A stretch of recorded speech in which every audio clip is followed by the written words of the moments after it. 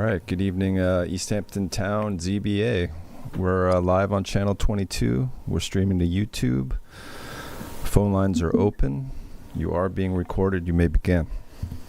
Thank you, Matt, and welcome everybody to Town of East Hampton Zoning Board of Appeals work session for August 5th, 2025. We're going to start off with some administrative applications that we have. The first one is Lazarus and Bellberg at 196 Marine Boulevard, Narragansett, Suffolk, tax map number 300-176-2-7. And the description is to allow the reconstruction of existing decking, exterior windows, doors, trim, framing, roofing, siding, and trellis, and to allow existing skylights to remain on a parcel of land containing beach vegetation, dune land, and freshwater wetlands. I'm going to recuse from this. I'll step out. Thank you. Okay, so this one's pretty straightforward. They got a building permit for a lot of the work already, and we're just including it in the notice to clean it up. But a lot of the work, like the resheathing of the decking, the siding, the roofing, things like that, they didn't need it. They just got a building permit for it. They don't need a natural resource special permit. They did go beyond their building permit, and they put in skylights in the existing roof line, very minor. So the roof line was already there. It's the same roof line. They just added skylights to it, and then this arbor. It should be included in the natural resource special permit as well. It's replacing something that's already there. No increasing the footprint at all. It's just replacing structures that are already there, plus the new skylights in the existing roof line, and that's it. Okay, I mean, board members? Sounds pretty, Straightforward. yeah, exactly. And then the only new thing is the skylight.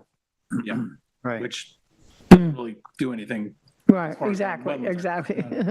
It's already in as well, so All right, I'll make a motion then. Lazarus and Feldberg at 196 Marine Boulevard, Narragansett, Suffolk, tax map number 300-176-2-7 to allow the application to proceed administratively. Second, Concur.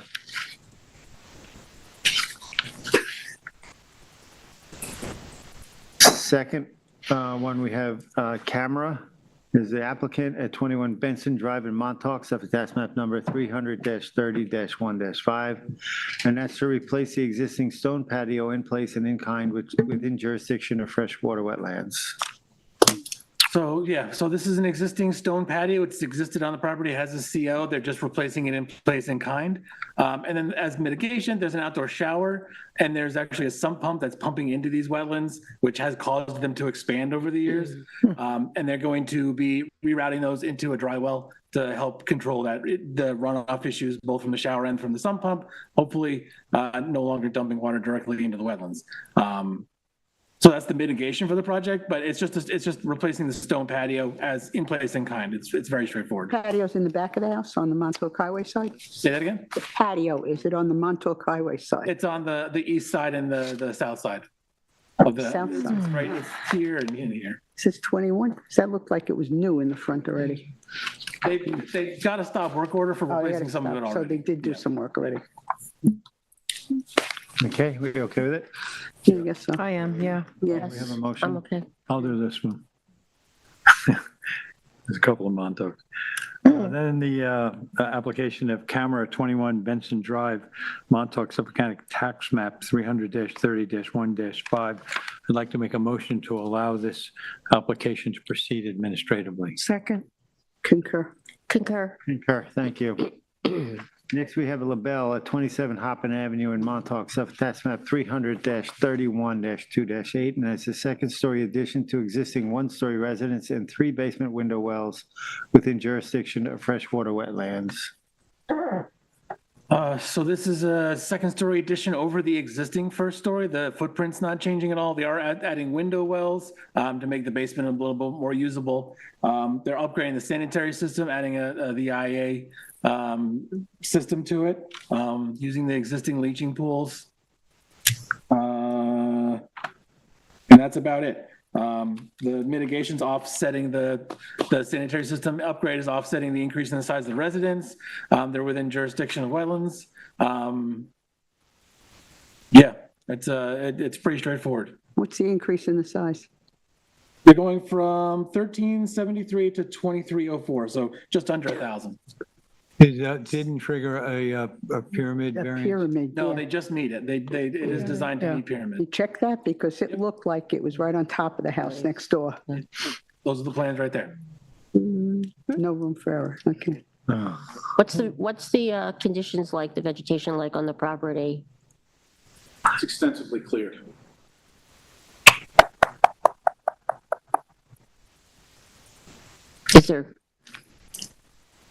Is there any discussion about improving that? The wetlands are south and west of the property. I don't know if you can hear me something. Yeah, thank you. I've been to the property, Brian Frank, by the way. The wetlands are south and west of the property. It's hard to say what, so revegetation is not going to provide a buffer to the actual wetlands. There's another improved property. There are improvements between where this property is and where the wetlands are. We can kind of take a look at that, but the nexus for that is not very strong. And all properties benefit from a revegetation, but again, it's not a very strong nexus. Okay, I'm okay with this. I am board too. members. Yep. Yes, I am. Can we have a motion? Really, sure. The application of LaBelle at 27 Hopland Avenue, Montauk, tax map 300-31-2-A, and make a motion to allow this to proceed administratively. I'll second it. I concur. I concur. I concur. Next, we have Eric Matlick at 63 Gardeners Drive in Amagansett, Suffolk tax map number 300-176-6-19.1. It's to construct a patio, spa, cold plunge sauna, fire pit, fence, steps, and to allow an existing shed to remain on a property containing beach vegetation and within the jurisdiction of a freshwater wetland. So this one is to clear beach vegetation and then revegetate, as well as within jurisdiction of wetlands up to the northeast. There's a number of structures, obviously, on the north side of the lot that they're asking to keep or to construct. The shed is in place right now, so they're asking to keep that, and then the other structures they're asking to put in there. One can say that the revegetation is really good. There's some substantial stuff that they're adding, woody vegetation and a couple of trees. They're going to be asking to keep 1,537 square feet of additional clearing. No significant impacts. They did get a stop work order for the shed because it was already under construction. Yeah, we would not ask for anything additional in a full application. How big is the property? 13,000 square feet. And the coverage that's being added for this? Just curious. They're at 1878. They're going to 2031. Okay, thank you. So 100 and Yeah, thank you. some odd square feet. We okay with this, board members? I am. Yeah, the mitigation is that we're getting additional planting, is that it? Plus trees, I think. The mitigation is, there's a revegetation. I mean, they do need to clear 1,500 square feet in order for it to be done, but they'll be bolstering the vegetation that's already there. Okay. Okay. We have a motion? Sure. In the matter of Eric Matlick, 63 Gardeners Drive, Amagansett, Suffolk County Tax Map 300-176-6-19.1, I make a motion to permit this application to go administratively. Concur. Concur. Concur. Thank you. Next, we have Chad Leet at 40 Hedges Banks Drive, East Hampton, Suffolk tax map number 300-35-2-6.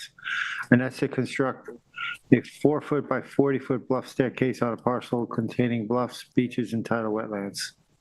This is just a standard beach access stairways, standard design, 4 foot in width. The very end of the stairs are removable during winter time, which we'd like to see. But yeah, other than that, it's very straightforward set of stairs, coastal access. Was there a set of stairs before? This is not a replacement. This is new? This is not a replacement, no. It's all new.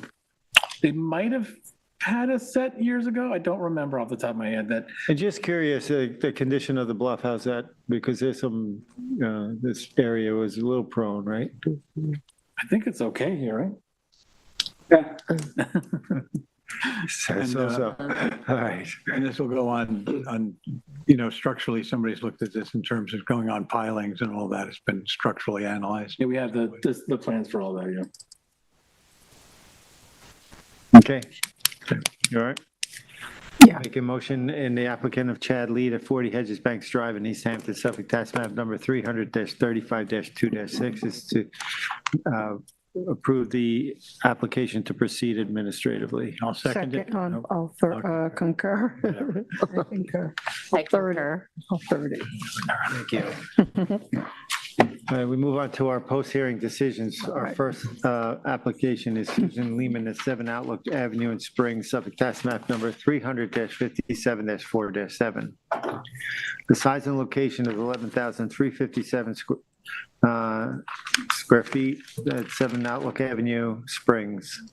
The description is to legalize an existing floating dock and to construct this 1,606 square foot two-story residence, 262 square foot of deck, approximately 925 square feet of patio, IA sanitary system, and to utilize an existing 324 square feet of fisherman's cottage as an accessory structure with plumbing and a parcel of land containing a bluff and tidal wetlands. The relief sought is a natural resources special permit pursuant to 255-420 of the town code. The zoning district is B Residence X flood zone AE7, and the secret class is type 2.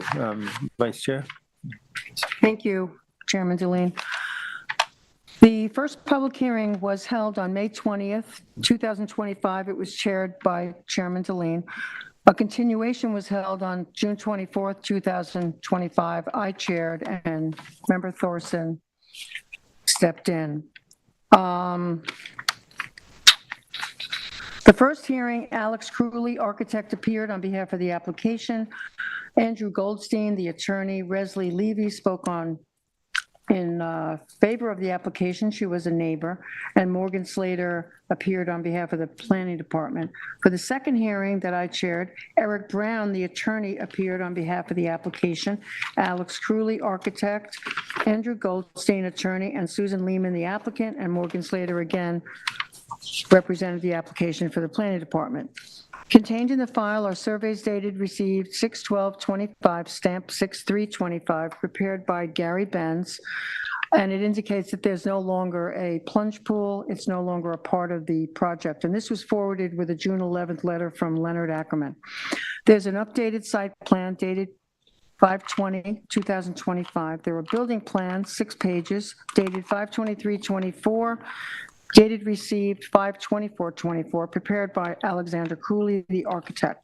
The bathymetric map prepared by George Walbridge was prepared 10/3/24, dated received 10/11/24.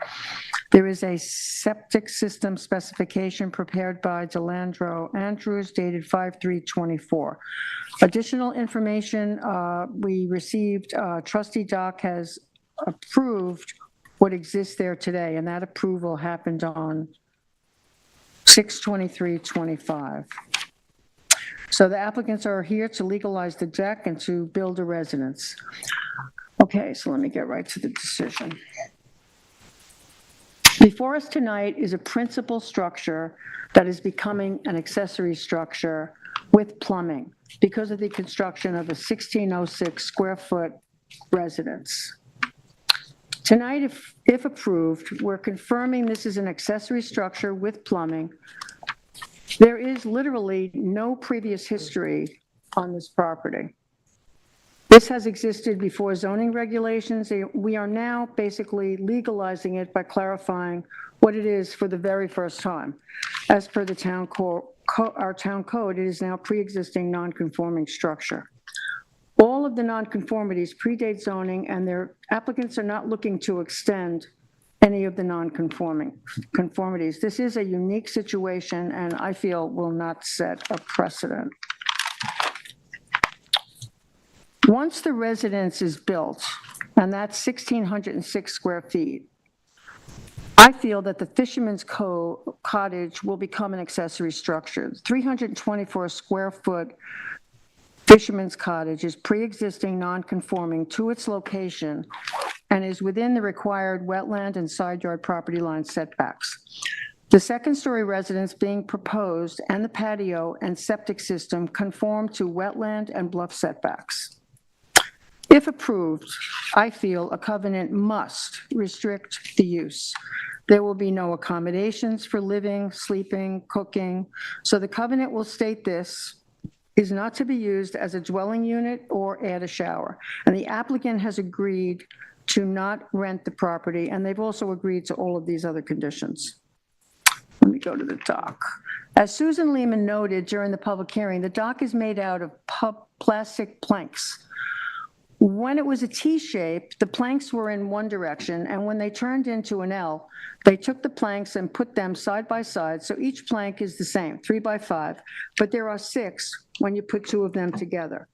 They're wider because they took the T and turned it into an L, and that required taking 2 3 by 5s and making them 6 by 5s. You're not really going to have big vessels at this dock.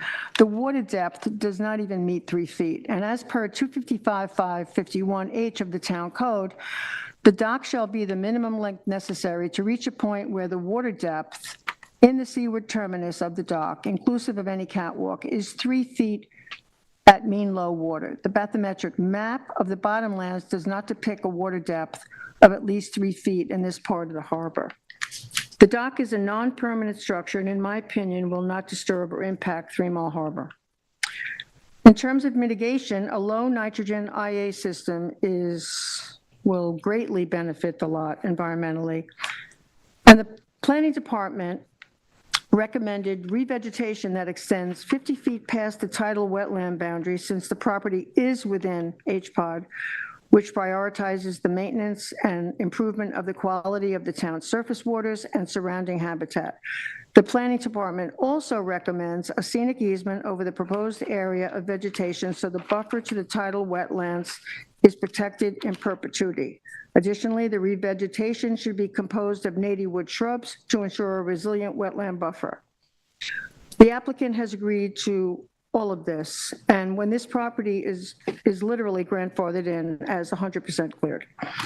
The non-conforming shed and storage bin are to be demolished.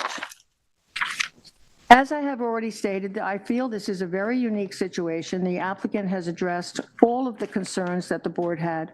I feel the project has met the threshold for grant of a natural resource special permit. The site of the proposed use is a suitable one for the location of such a use and will be compatible with its surroundings. The natural characteristics of this site will not be disrupted or disturbed. No natural resources or systems designated in 255-412 will be diminished in size, polluted, or degraded, or placed in peril. So all the reasons above, I will be approving this application in its entirety. Thank you. Ed? Thank you, Mr. Chairman.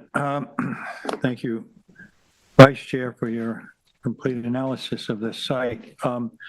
There were several things we discussed here. I want to start with the residence. The residence is a proposal for 1,606 square foot house, which is on a 50-foot wide lot where there are limitations and there's lots of constraints. Is an intelligent, I think, proposal. We're not being asked to consider a house twice the size with pyramid variances and other things like that. So I think they start off by making a reasonable proposal for a structure to exist on a house with these, a lot with these constraints. So the dock is something that was discussed. It changed. There was some question on the part of the trustees as to whether or not they wanted to do a little further analysis when we had our first hearing.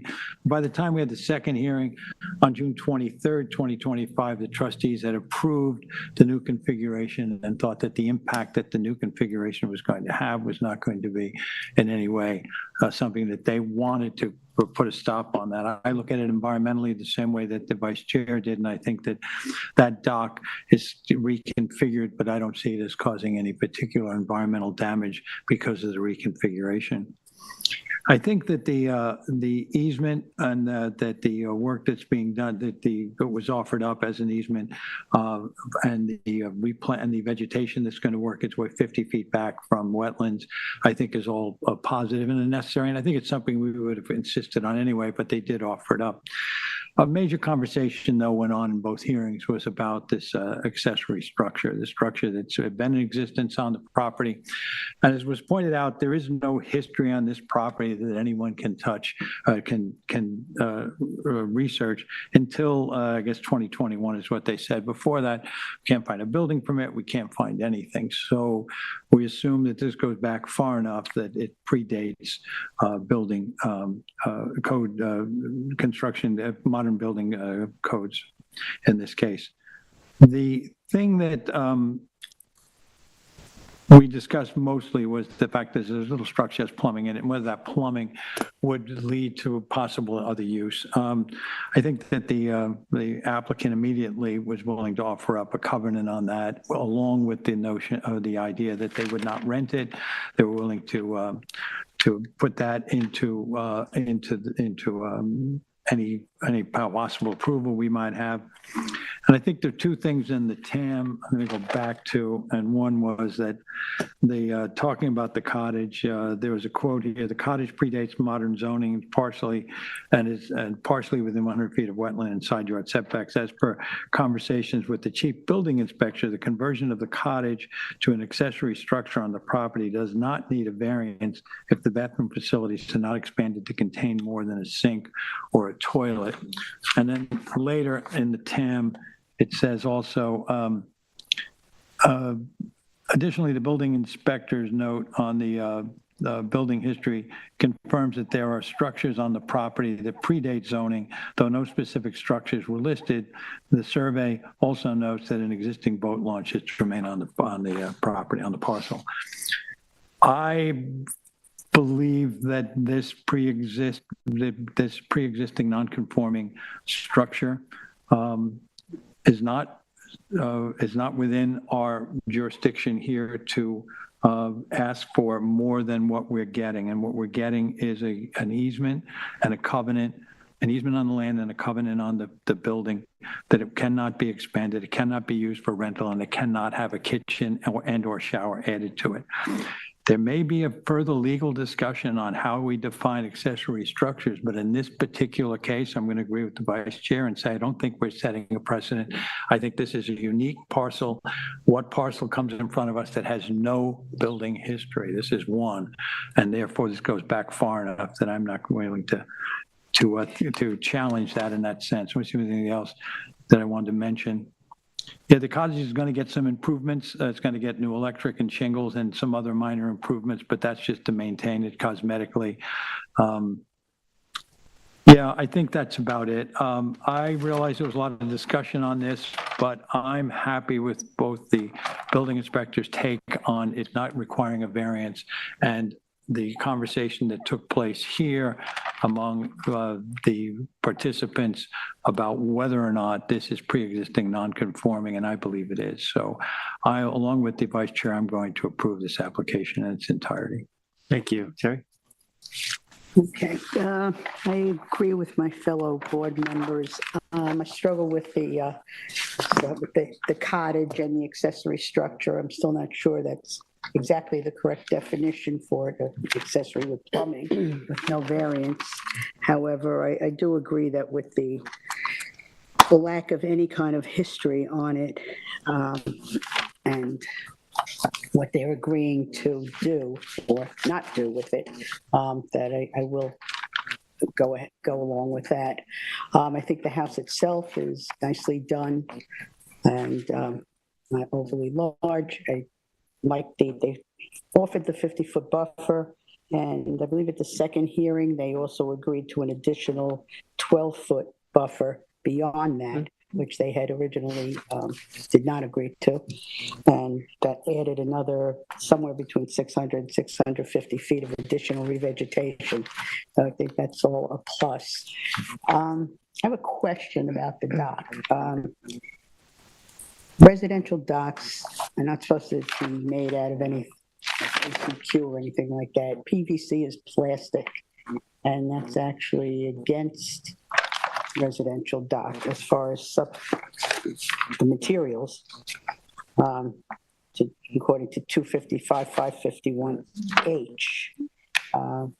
And I says that no AC Is PVC totally different, that it doesn't count as ACQ or? PVC is a plastic material. Yeah. It's not a wood material. ACQ is an impregnated wood material. So That PVC docks are allowed?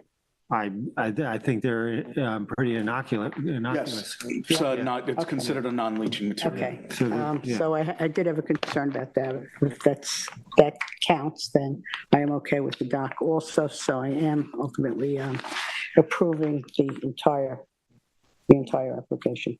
Thank you. Thank you. So let me start with the residence. That's the 1,600-foot residence. It meets all setback and, wetland setbacks, as well as all area setbacks. And I think that the house and the size and the design are in keeping with the neighborhood. The house has been pulled far back on the lot, and the neighbor on one side spoke in support, I think partly because the position of the new house is not sort of on top of that house, it's staggered. And so I do believe the house meets the NRSP standards and will approve that, especially when we consider the things my fellow board members have named, but I will name them again. The easement and the acceptance of the somewhat greater easement in the second hearing, the revegetation, the removal of a number of those sort of stone patios and things that were in jurisdiction of wetlands, and revegetation, pair up well with the house, and again, makes this in conformance with the NRSP standards. On the dock, I also will grant the NRSP for that. I did understand Morgan had flagged to us that the NRSP standards for residential docks, I think, say 4-foot width is the maximum, and part of this is 6 feet, but it doesn't seem that it will cause an environmental detriment. It's not the biggest area. I agree with the vice chair. This is in a shallow area. I don't think this is going to be large vessels, so I'm going to approve the dock. On the accessory structure, I did struggle with this a bit because I read very literally the town code 255-120 definition of non-conforming building or structure. A building or structure lawfully existing on the effective date of this chapter or any amendment thereto, a building or structure which does not conform to one or more current dimensional regulations for the district in which it is situated. So at first, when I read that, that to me says it's the structure on the lot is definitely non-conforming relative to dimensional regulations on pyramid, on setbacks, and the code provides a benefit that's grandfathered, and they can keep that structure to be converted to an accessory structure. So when I looked at that, I did feel that provided no basis for keeping that plumbing, especially when, of course, we read the definitions of accessory structures in this town, no plumbing of any kind in anything over 200 square feet. However, I will agree with my fellow board members that the covenanting is the thing that I will focus on. I don't necessarily think this is so unique such that this won't create some sort of precedent, but I guess we'll have to take them one at a time when they come up. But the covenants as discussed will trump, I guess, my closer interpretation of the code. So I will approve that too. Thank you. I agree with my board members. I don't have a lot to add. I will just say that there was a updated survey, which the earlier survey on the accessory structure called it a dwelling. There was the testimony that we had said that there was no history of it being a dwelling. There's no living quarters, no cooking. So it was changed to a pre-existing non-conforming accessory structure. I agree with that because that's congruent with the notice calling it a fishing shed. So it all seems up and up to me. So I too will agree and approve this application with nothing else to add. Okay, council? No.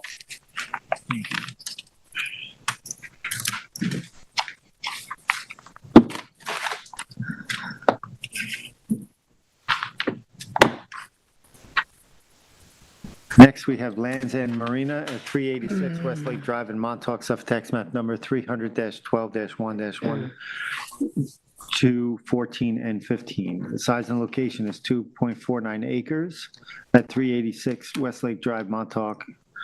The description is to construct a floating dock extension to accommodate an additional 26 vessels, a 960 square feet, two-story bathhouse with attached decking, dumpster, enclosure, concrete pad with walk-in freezer, additional parking, replace existing fencing, and install a new sanitary system on a parcel of land containing tidal wetlands and surface waters.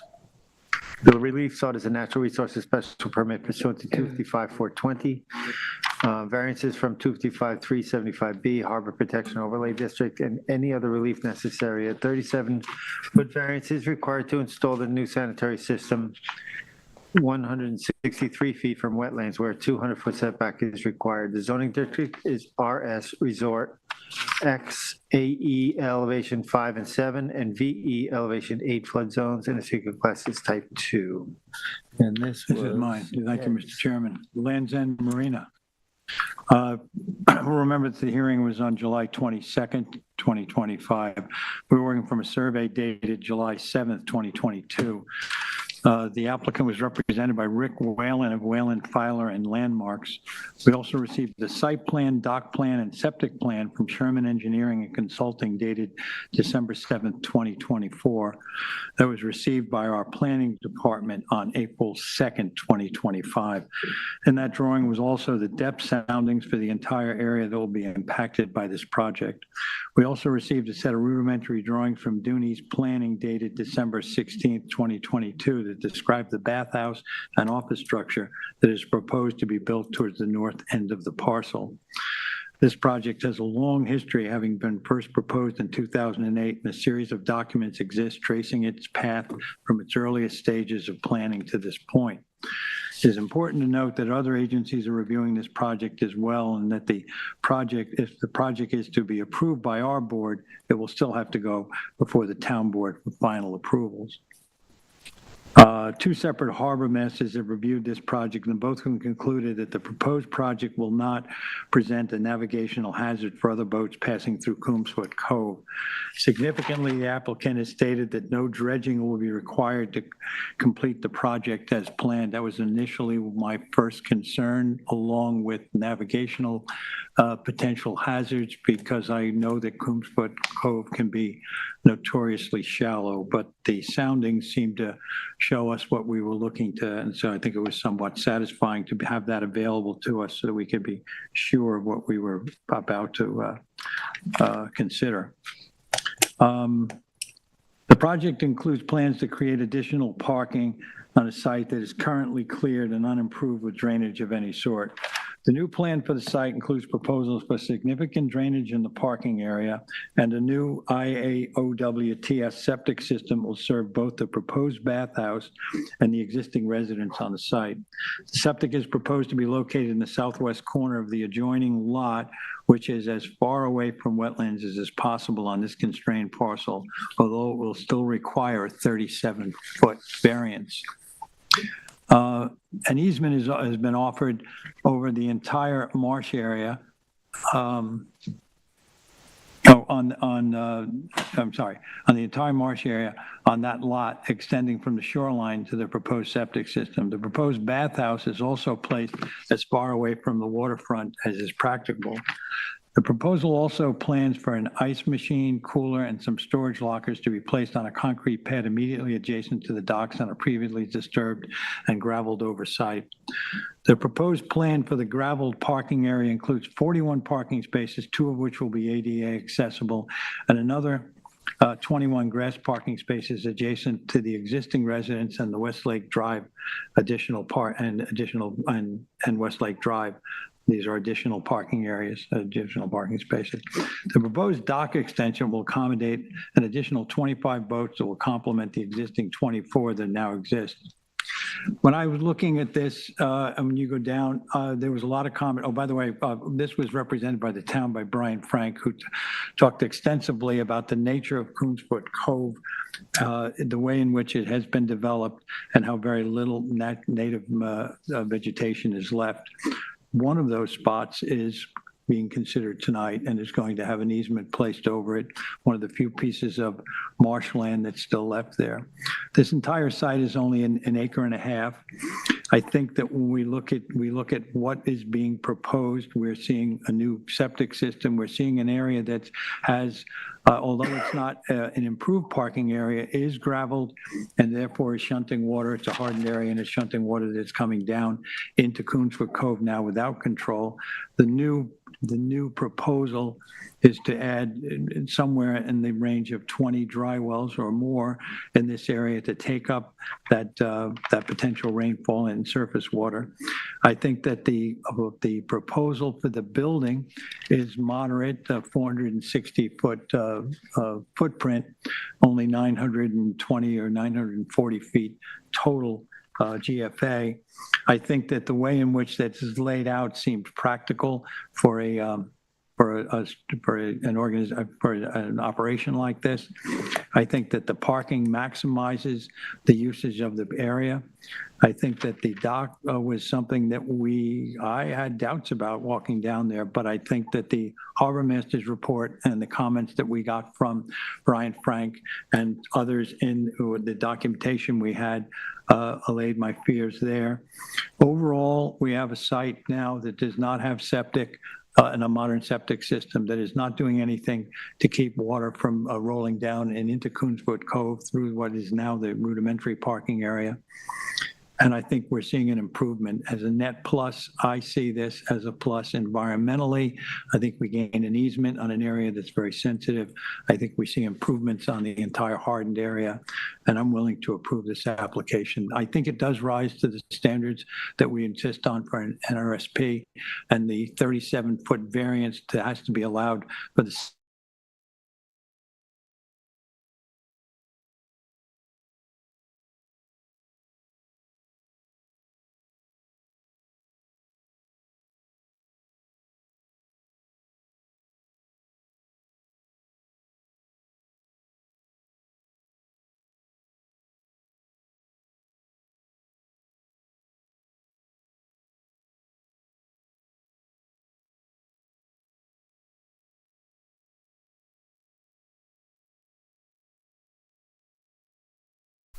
Check. Hey guys, if you can hear me, we lost our feed.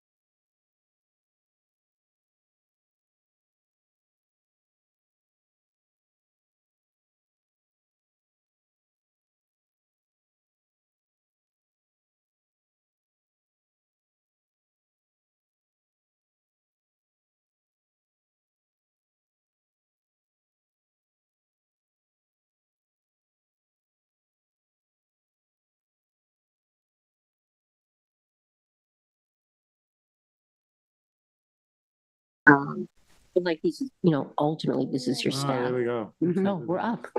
Go Terry. Okay, So what does Terry start again? I don't know. I think I didn't get very far. Back in. I'm just going to set up the camera and then I'll let you know when Okay. we're ready to roll. Okay.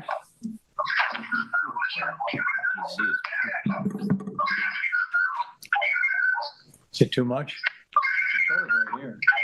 Oh, it's just, yeah. You pull that table out of it. It's fun.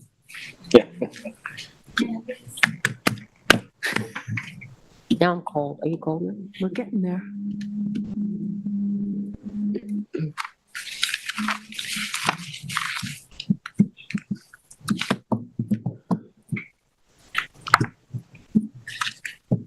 Matt, can you hear us? Yeah, I can hear you. Okay, we're on. That screen, do we need that screen? Give me 1 minute.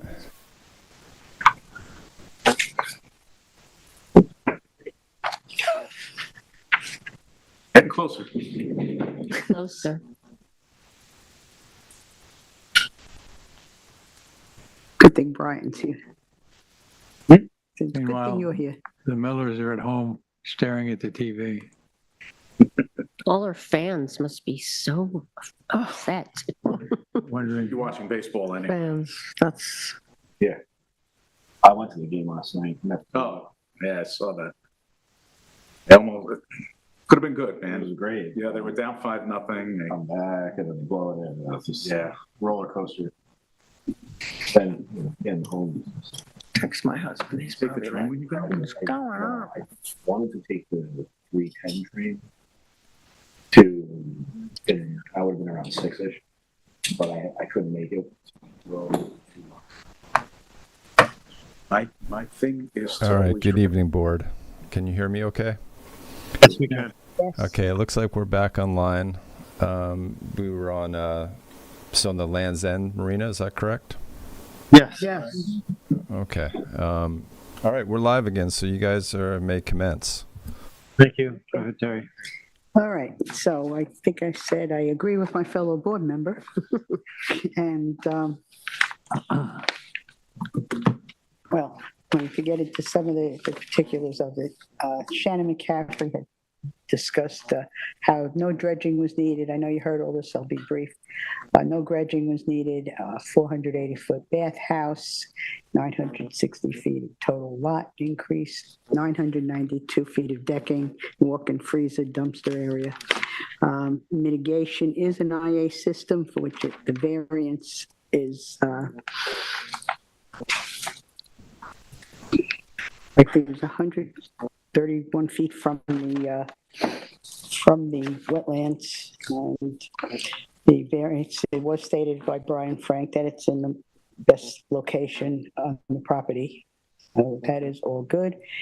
And it will also be providing bathroom services to the house that's on the property, as well as what they're calling a bathhouse on the second floor of the structure that will be put in. Scenic easement that they gave us is for 29,516 feet, which will cover the Coonsfoot Cove southern marshland. And regarding Coonsfoot, Brian had said this is the highest number of docks and slips. Most of the docks and slips bordering this area are resorts and waterfront. The salt marsh on the south side is one of only two in the area. As member Johan said, there will be a great number of dry wells going in to accommodate the parking area. And all in all, this is a good application. Right now, there are no controls for flooding in it, and it will exacerbate a lot of the conditions on the property and also enable the marina owners to upgrade their services. And in the project conditions, there are some items that just still need some work, but letter I, the driveway and parking area, and the scenic easement is J, and there will be an Article 25 DEC permit necessary, and I don't know if they got that yet. And they still need to get a lease agreement from the town board. But all in all, as for our perspective with the NRSP, I think this meets all the standards. And I am approving the variance for the sanitary system and the NRSP for the project. Thank you. Jane? Yes, thank you. Going right to the variance for the septic, I am approving that for the same reasons my fellow board members have. It's in the absolute, I think, furthest possible spot from the wetlands. And, it is an important upgrade, of course, with the house attached to it, the new bathhouse attached. It's an important impact upgrade to the environmental conditions on the property, as are I think the 29,516 square foot scenic easement over that marshland is very important and is also something, a compelling environmental improvement for the site. All the drainage and the organizing of the parking lot is also improvement in environmental conditions. As we learned, or as we discussed at the hearing, this area of the water is compromised because of all the docks and the activity, and that is a fact. The chair asked a question. I agreed with the question. I was going to ask it too, because we're looking at a doubling of the capacity of the dock, almost a doubling of the slips. And so, when you think about the natural resource special permit standards, you sort of say, does it potentially put in peril or degrade? But it's a pretty degraded area anyway. And, as Ryan talked to us about it, what the policy should be about expanding overall in this area. Because I think, we worry about, are we setting a precedent for, doubling of lots of marinas? But that's a broader issue for the town to sort out. And so I don't see necessarily the expansion of the dock slips to create or degrade or put in peril the conditions on the site or into the water. So all in, I believe it meets the general compatibility standards of 255-540, and the environmental protection has been improved for the reasons I talked about. So I'm approving the natural resources special permit and the variance. Thank you. Thank you. Vice Chair?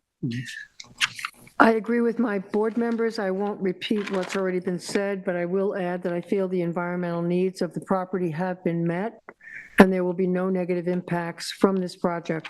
These 25 additional boat slips will be an overall increase of only 1.8% in the number of boat slips in Lake Montauk. So I feel this application has met the threshold for grant, and I will approve it in its entirety. Thank you. I agree. I have nothing else to add.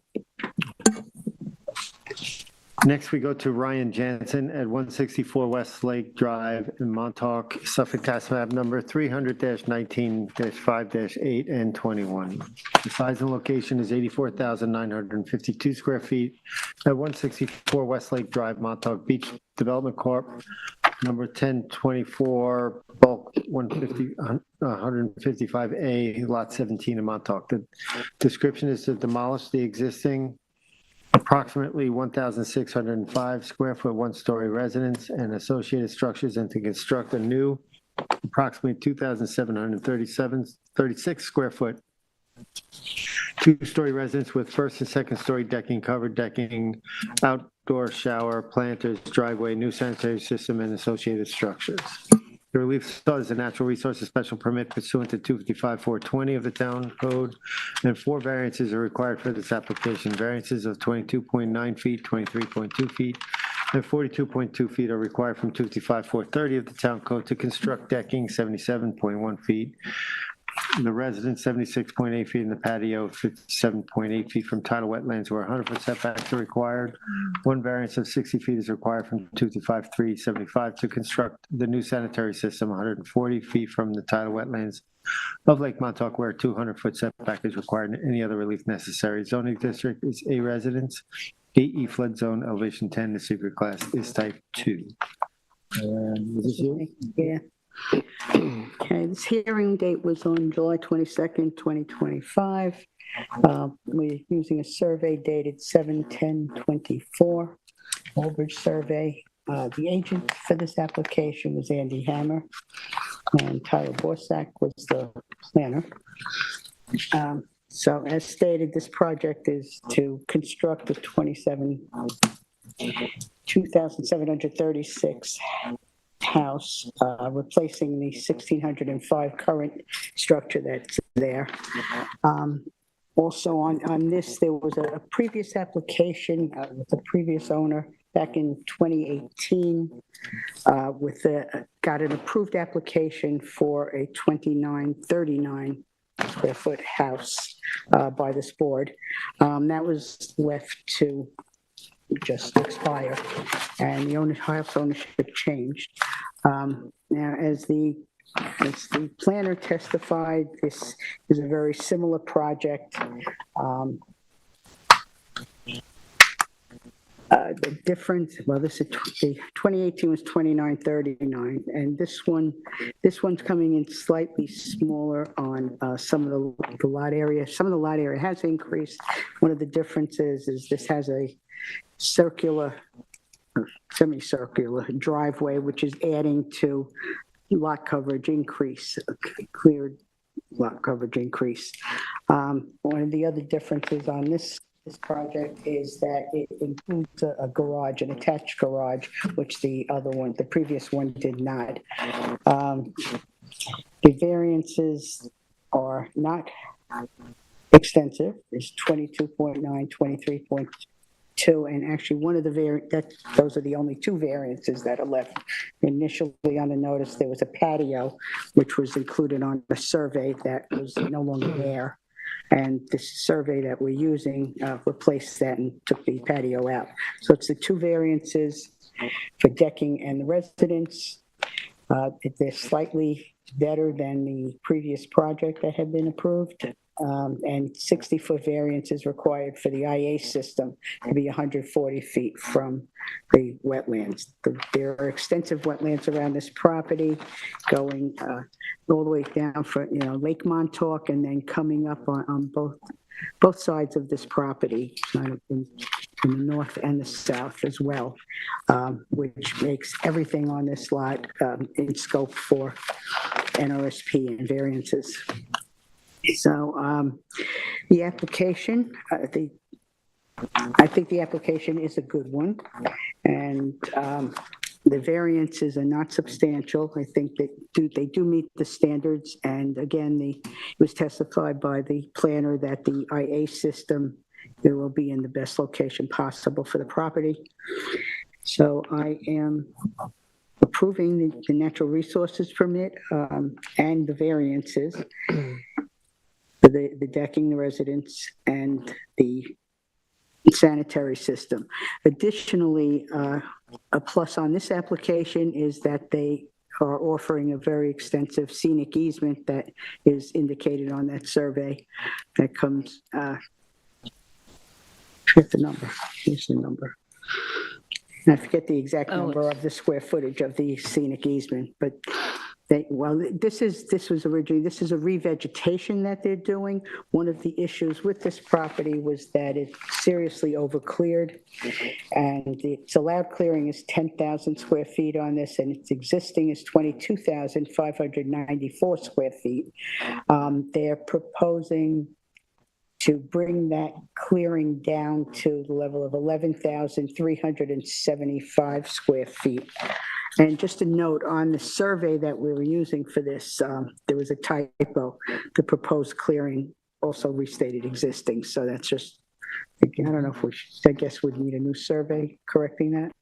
But, so ultimately it'll be down to 11,375 square feet, bringing it much closer to the allowance for HPOD, which this is in.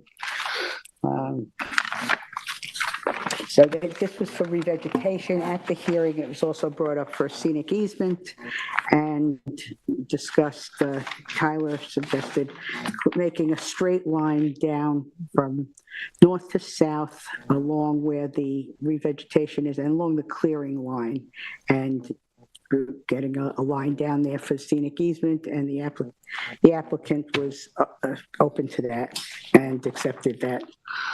So I don't know if we didn't have a sketch on that, but I guess the planner would do that. We didn't do a sketch at the hearing, so I guess we would need, just to define that line for the scenic easement. Right. And Andy Hammer was fine with that as long as we, continue to meet the 10-foot distance from the scenic easement for any structures. Now, all in all, I think this is a good application. Approving the variances and the NRSP, I think it meets all the standards. Thank you. Ed? Yeah, thank you. I'm largely in agreement with my fellow board member. I think they're moving the house landward from the wetlands as best they can. I was given a little pause when we first visited the site because there's significant vegetation, large trees that sit out on the roadside. It was pointed out that they're non-native and therefore we can, we're not in a position of feeling, I'm not in a position of feeling we're taking out a native tree, but nonetheless, there's something like that. But the house is moving very close to the road, as close as they can bring it, and that's getting us further from the wetlands, obviously. There was that 2018 approval. I think it's significant that at that time, a house that was 2939, it was mentioned by Member Berger. This is a house that's going to be 2736 square feet. So we're approving a house, if we approve it, that's smaller than one that was previously approved. I think the 11,218 foot of re-veg is significant here because, as was mentioned by Member Berger, it's significantly over cleared, and there's a large lawn area between the house and the lake. I think that the effort to revegetate that more sensitive area that we have creates and I think the chair mentioned at the night of the hearing, it's a very significant buffer that we're getting, where we're going to allow them to have access to the lake, but only through an unimproved walkway. I think that was important. The upgraded sanitary system being in the best possible location, again, was a good one. The patio was removed from the application. That was one of the 4 variances. So that's one that was maybe going to be the hardest ones for us to, for me to have to accept. And I think that having taken that out.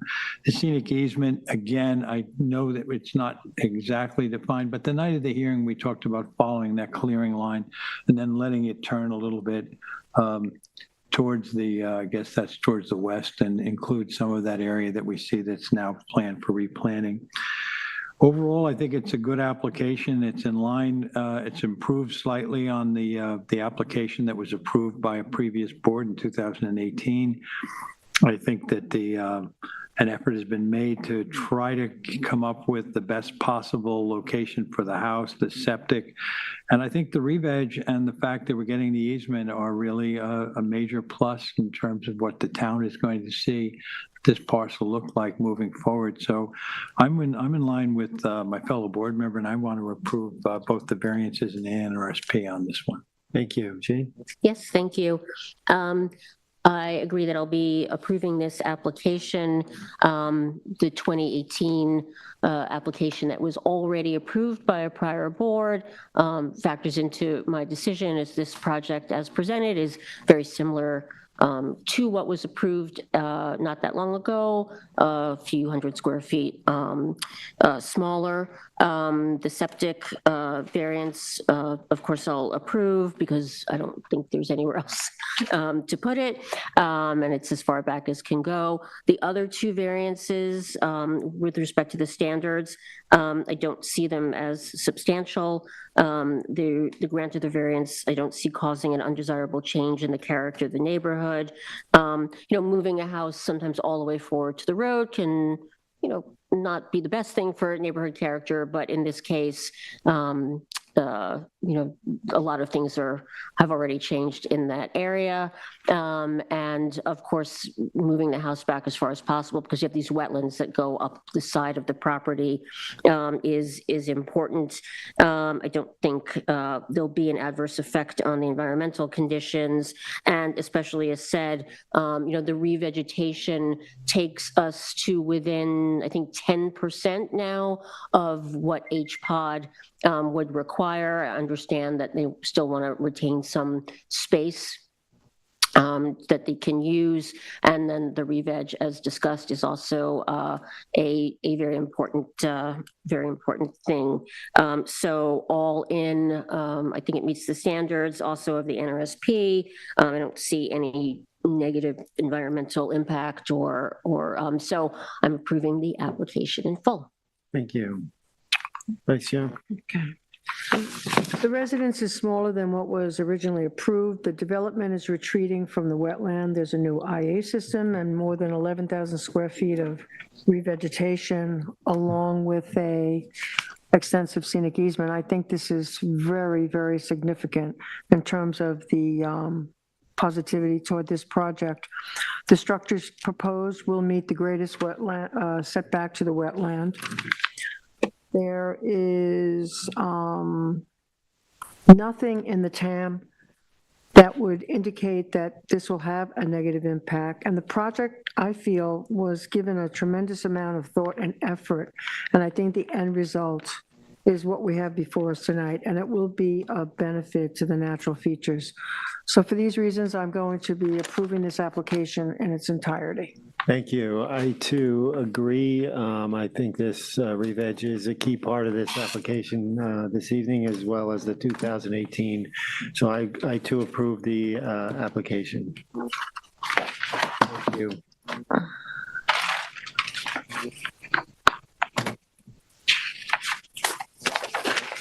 Next, we have Norman Henry Leathers Living Trust at 4 Will Curl Highway in Springs. Suffolk Tax Map 300-94-6-17.2. Size and location is 17,164 square feet of 4 Will Curl Highway in Springs. Description is to construct a 317 square foot addition, a 225 square foot detached workshop, 182 square foot of additional decking, an existing outdoor shower, new driveway, walkways, to upgrade the sanitary system, allow an existing AC unit to remain, and to remove an existing shed, walkways, root barrier, and driveway within jurisdiction and setbacks of wetlands, and to allow the existing AC unit to remain within the front yard lot line setbacks. The relief sought is a natural resources special permit pursuant to 255-420 of the East Hampton Town, and 8 variances are required for this application. Variances is 69 feet, 70 feet, 44 feet, 43 feet, and 4 feet are required from 255-430 of the town code to construct the proposed outdoor shower, 31 feet, walkways 30 feet, covered decking 56 feet, addition 57 feet, an AC unit 96 feet from wetlands where 100-foot setbacks are required. One variance of 20.3 feet is required from 255-1110 of the town code to allow the existing AC unit to remain 9.7 feet from the front yard lot line where 30-foot setback is required, and any other relief necessary. The zoning district is A residence zone, X flood zone, and the secret class is type 2. Vice Chair. Thank you. The public hearing was held July 29, 2025. Lori Wiltshire from Land Planning Services represented the application, and Tyler Borsak represented the Planning Department. The proposed addition area and cross-section, along with proposed workshop elevations dated 4/29/24, are in the record, prepared by Land Planning Services. A septic site plan is in the file prepared by TF Engineering dated 4/23/24. A survey was submitted the night of the public hearing, last revised 7/29/2025, prepared by Gary Benz, which illustrates additional re-veg than what was originally proposed and the trees that will be preserved. It also indicates the new driveway location. Also submitted the night of the public hearing was the approved DEC permit outlining the work area limits. There is also a set of cottage renovation proposals prepared by Land Planning Services dated received 5/21/24. There's also an email in the file from Jeff Plitt, a neighbor who is not in favor of this application. Another change is the outdoor shower, which will now be 62 feet from the wetland. This, I feel, is a positive change. A new IA system is being installed in a conforming location. The root barrier will extend all around, and adjoining property owner was very pleased by this since it will not spread, the bamboo will not spread onto her property, and it will prevent the bamboo from going into the wetlands. Total lot coverage is slightly going up because of the proposed walkway from the new driveway location, up like 2.5%.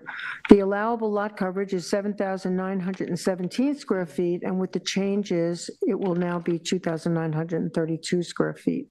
The AC unit is not even visible. I had a hard time even finding it. I have no problem with its location. The proposed addition to a 650 square foot residence is located in the most conforming location.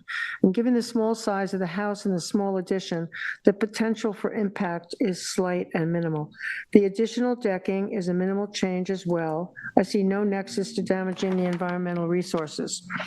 All of these changes, as well as the mitigation measures, including additional revegetation, a root barrier, new IA system, tree preservation, relocation of the outdoor shower, and the new driveway location, demonstrate to me that they are in compliance with 255-850 variance standards and 255-551 NRSP standards and the general standards outlined in the code in 255-540. So for these reasons, I will be approving the application in its entirety.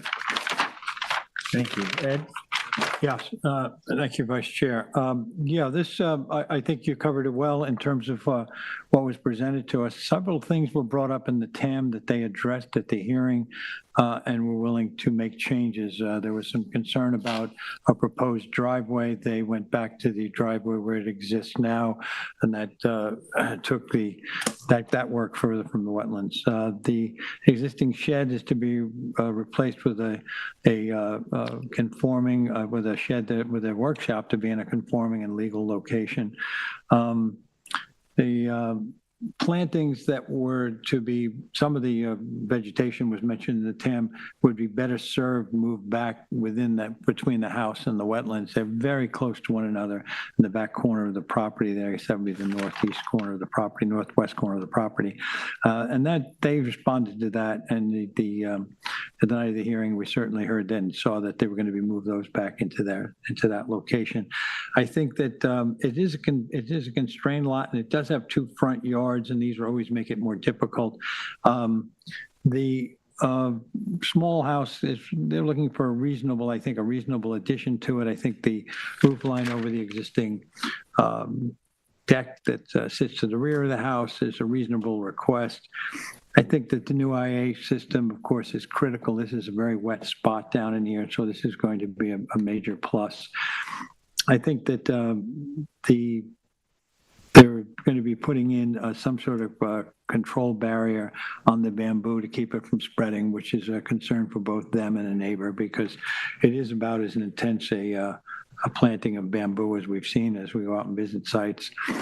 I think overall, they responded to the TAM. They looked for the best way to, on a constrained lot, to add on to a smallish house and to give them a little more room. I think that the workshop, which must factor into their own personal lifestyle, has been placed in an improved location. I think moving the outside shower was significant, and getting it, of course, into a dry well. I think that what was presented to us was was measured, and I think that it reflected what can best be done on a site that's this constrained. So I don't really have anything else to add. It was well covered. I'm going to approve it because I think that it was well thought out, and I think they reacted immediately and very effectively to the suggestions from the planners. So I'm going to approve this in its entirety. Thank you. Terry? I agree with my fellow board members. As already stated, there were some concerns in the TAM about the driveway, and we received this survey the night of the survey, and the improvements were made. They took everything into account that the planner had addressed. So they're leaving the driveway near the current, the IA was moved away from the wetlands, all work is landward on the property. The AC unit, which is probably the biggest variance request, is really not an issue because it is along 3 Mile Harbor, so there isn't much noise that will disturb anybody. They added more revegetation. They have the DEC approval. The lot coverage is up slightly. A lot of that is due to the walkways. There are some added walkways on the property. And they are looking to protect trees that will be around the IA system and do the bamboo trenching root barrier.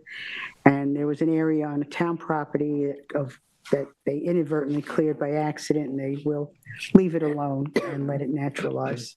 So I think this meets all the standards, and I approve this application in its entirety. Thank you. Thank you.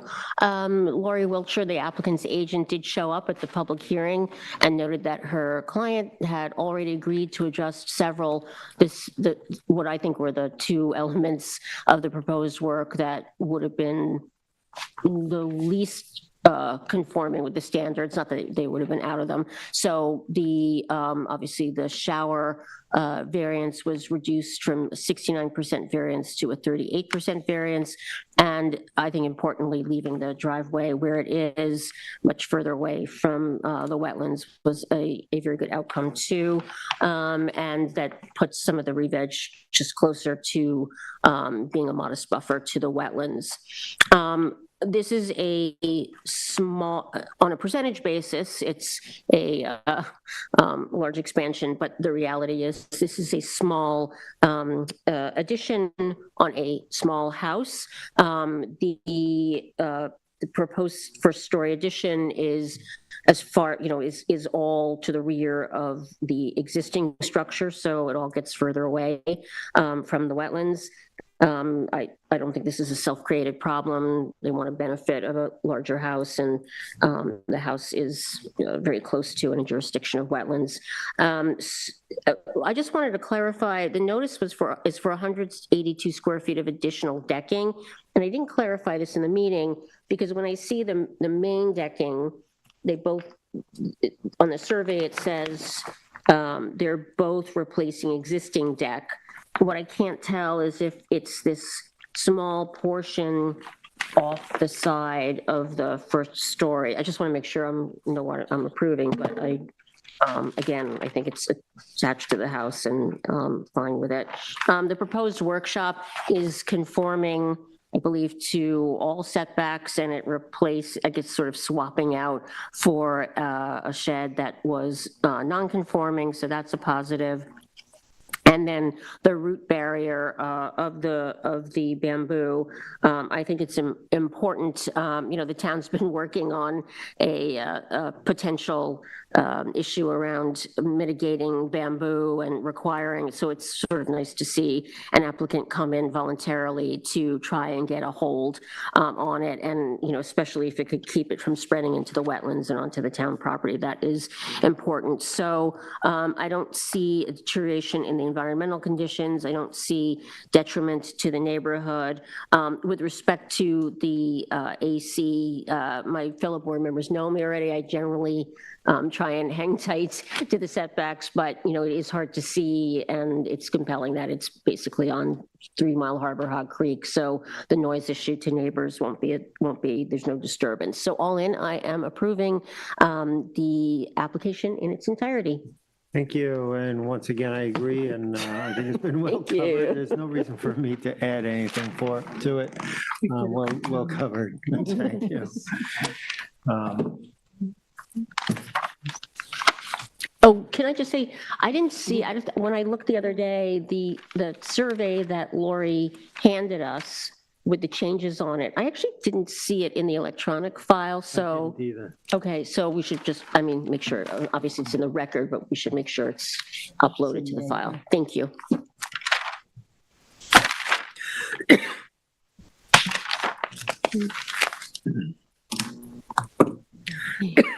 Okay, next we have John Marino at 63 Benson Drive in Montauk, Suffolk, tax map number 300-30-1-20.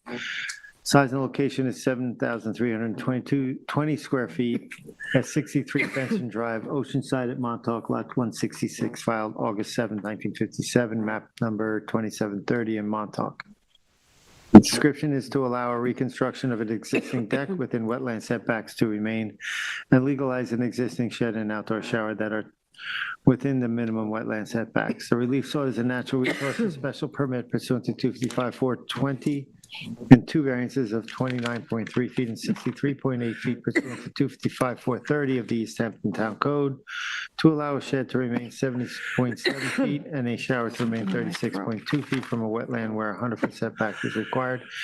Any other relief necessary. The zoning district is B residence zone, AE elevation 9, and the secret class is type 2. And are you okay? No. Can I have one of those? Oh, the mint, Thank yeah, you so I might have a much. cough drop too. I don't know what the heck happened. Thank you. I have one of these too. Can pass in case you want. Thank you. My throat is, something's in my All right, throat. this is whose was Mine. this? Okay, go Mine. for it. Yeah, thank you, Mr. Chairman. Marino, 63 Benson Drive. The hearing was July 29th, 2025. The survey was from September 23rd, 2024 from Michael Wick Surveying. The applicant was represented by Tara Burke of Lighthouse Land Planning. We received a memo from Ms. Burke dated July 22nd, 2025 that described her take on the project and how she thought it conformed to our code as best she could. We received that on July 24th, 2025. We also received an undated site sketch of the deck, shower stall, and storage shed, and we received that on May 21st, 2025. We have the two variances that were mentioned for the shed and for the shower here, and of course we have an NRSP. We start with saying that this is another constraint in a small lot that has to react to the wetlands that are immediately behind it. Should we I'll take be a minute? right back. Yeah, There's some water. I'll continue. Go ahead. Yeah. Yeah. Excuse me. The entire house is within wetland jurisdiction, so anything to get done on this house would require a variance of some sort. The deck that is in discussion to be rebuilt existed in 1978 and the 1984 aerial photos. The applicant testified that it goes back to the construction of the house in 1971. The C of O on the survey shows the deck. The outside shower exists since the original construction that is the comment made by the applicant. We haven't got a way to verify that, but it obviously has been there for a while and it's turned up in previous aerial photos. They are willing to add a dry well to that existing shower stall. They're moving well, before I go to the shed, I just want to go back to here. Yeah. Okay, yeah, the shed is 8 foot by 6 foot, and the conversation of the shed was, could it be moved? It can be moved. It's a plastic shed. It's not difficult to move. The comment from Ms. Burke was that at the time, that moving it might move it further from the wetlands, but it would then require a side yard setback, a variance for a side yard setback. So it was a trade-off in that sense, although we were talking about an NRSP, which is certainly more important to us in many cases. There was the comment on their part that that shed sits in a niche in the side of the wall that kind of works well for them. Moving it any other direction might not work so well, and again, would trigger a side yard variance. Lot line variance. The overall, this is basically, except for the two variances, it's the deck is to be rebuilt in kind. They got to stop work orders because they didn't have a building permit. What are we getting back from them here that will compensate for that in terms of mitigation? Not very much, but what we do get is a promise to get a dry well under the existing shower stall, and the shed that wants to stay in that place. We have to consider both. Should we insist they move it? I'm going to take the side of this of allowing it to stay because I don't think the shed is significant in size, being 6 by 8. I think that putting it where it is, I don't think moving it 15 feet, while that would help us with trying to make it more conforming in terms of the NRSP, it's still not going to change water that's shunted from it and change it, bringing it to the environment. I'm willing to approve this, although I'll admit there's not a lot of mitigation brought forward, except it will improve on the shower stall. So without much more to say about it, it was a simple request. There's basically the deck is all rebuilt in kind. It's in the same footprint of where it was. This is an older building built in 71. Much of what we see has been here for the entire time. And given that, I'm going to approve this application. I don't think that we see something here that creates an additional strain on the environment. Building has been there for 60 years or 50 years anyway, so I'm going to approve it at this time, Mr. Chairman. Thank you. Harry? Okay, I agree with my fellow board member. The variance for the shed, as already discussed, and in Ms. Burke's memo, I think would be more of a problem if we did move it and incur another variance, even while we were making this one smaller from the wetland. The shower gave me some concern. It is 63.8 feet variance. However, considering that they will be adding the dry well to it, I think that will help mitigate whatever runoff there may be into the wetlands. We know this is fronting on Montauk Highway and the culverts that run through ditch plains and ultimately into the South Lake of the southern part of Lake Montauk. I was concerned about that to a degree, but I think the dry well will help alleviate whatever issue might be there today. And regarding the deck, there was some discrepancy in the TAM mentioned, but as far as there was testimony that all these things existed since 1971, and there was a slight, Burke couldn't understand why they had like an 84 square foot deck or something on that. And the prefab shed, she did read a letter in from nephew, I think, of the owner, stating that how all these things were there and things that went on as he grew up in the area and at the house. And all in all, I think this is, I think it does meet the NRSP standards due to the addition of the dry well in the shower. And I do think and I will approve the variances. I don't think there'll be a detriment to a neighbor or the town as a result of the 63.8 foot variance for the shower or the 29.3 foot for the shed.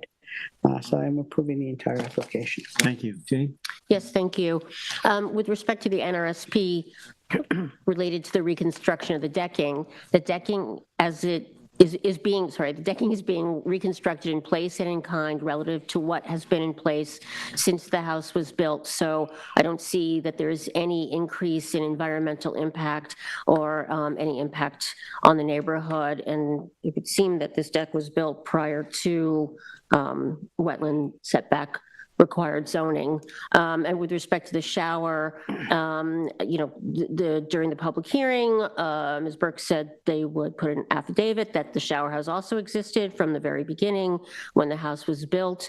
So again, in a spot that it's been at for a very long time, and they will add a dry well, which will mitigate some of the runoff. So again, I don't see this as causing a detriment in any incremental detriment to the environmental conditions on the property. With respect to the shed, also seems to have been there for some time. I also, as was noted by Member Johan, reducing the wetland setback could possibly cause a new area variance. So I don't think that's worth doing. It's a 6x8 structure, which is small. And again, I don't think it is having a lot of impact. And it's, 71 feet from the wetlands. So with respect to mitigation, this is not an application that I thought really that there's much nexus to some bigger mitigation. So I'm approving the 2 variances and the NRSP for this application. Thank you. Vice Chair. The TAM did suggest there are locations on the property for the shed that would allow for an increased setback. Tara Burke did note that pulling the shed further to the south would make it non-compliant. So a 29.3 foot variance is minimal, and I don't think it will have a detrimental effect to the wetland. I don't agree on the shower. I think a 63.8 foot variance for an outdoor shower is not the minimum necessary. The deck has always been part of the original construction as reflected on the CO survey, and the footprint of the deck is exactly the same as what was present before reconstruction began. So I will be approving the deck and shed, but denying the relief for the outdoor shower. Thank you. I agree with the majority of my board members. I will approve the shed. I think she also mentioned that shed was like jammed up against the chimney. Yeah.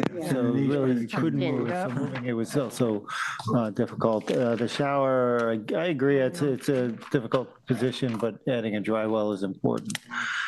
So with that, I will also approve the application. Agree, council? Yep. Thank you.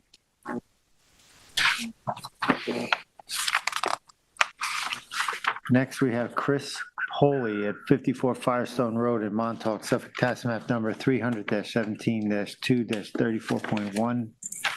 Size and location is 39,994 square feet at 54 Firestone Road in Montauk. The description is to remove a wood deck, window well, and walkways, and to construct a 448 square foot addition with approximately 310 square feet of decking and porches within jurisdiction and setbacks of wetlands. The relief sought is a natural resources special permit pursuant to 255-420 of East Hampton Town. And 2 variances are required for this application. Variances of 46 feet, 48 feet are required from 255-430 of the town code to construct a proposed porch 54 feet and addition 52 feet from wetlands. 100 foot setbacks are required and any other relief necessary. The zoning district is A2 residence, zone X flood zone, and the secret class is type 2. Whose was this? This is yours, Gilbert. Okay.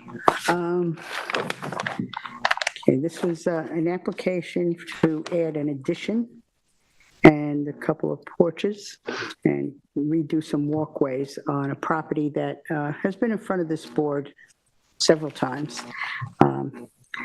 The variance is of 46 feet for the construction of the porch, and the addition 48 feet variance from wetlands where 100 is required, and an NRSP.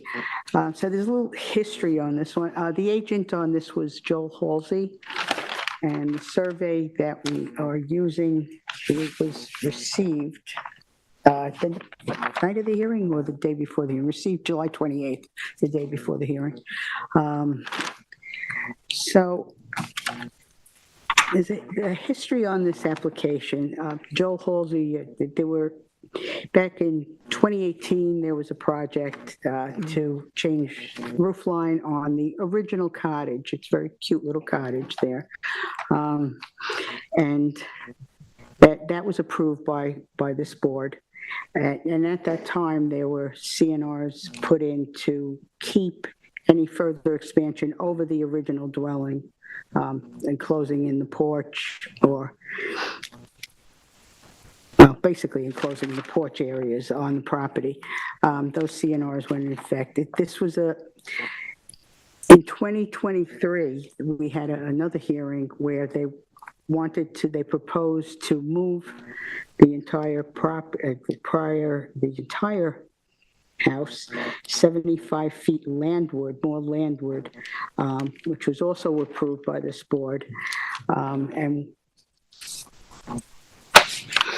with that, ultimately that they let that expire, or they changed it. In between that, in 2024, they put in a 600-foot garage near the top of the property, all out of jurisdiction, and an ADU, a one-bedroom ADU, 600-foot garage, square foot garage with an ADU above it.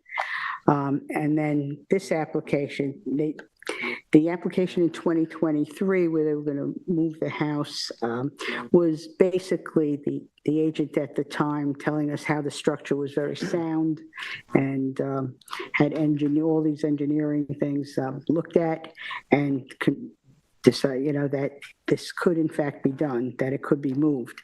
The application we received for this current project then sent us, there was an engineer's letter in there stating how the structure on the original portion of the house was not sound and could not be moved, or it could be moved, but it would be prohibitively expensive.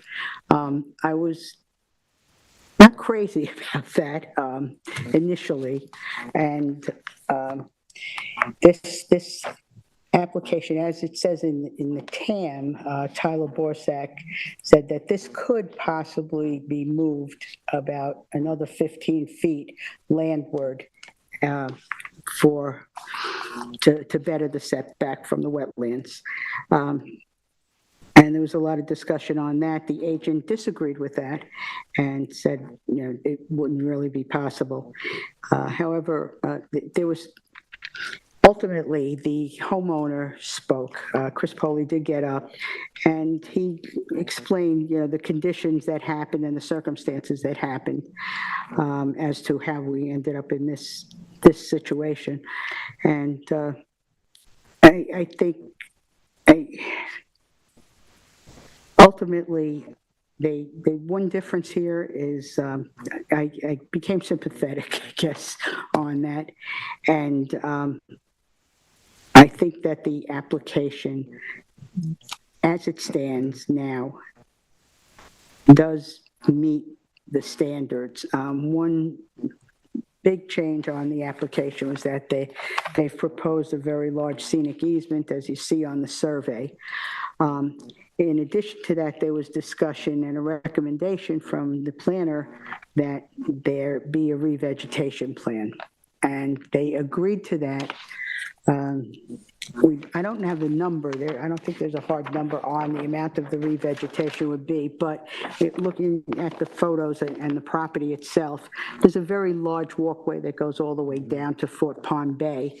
And at portion, it's all wider than 4 feet, which is what we typically allow.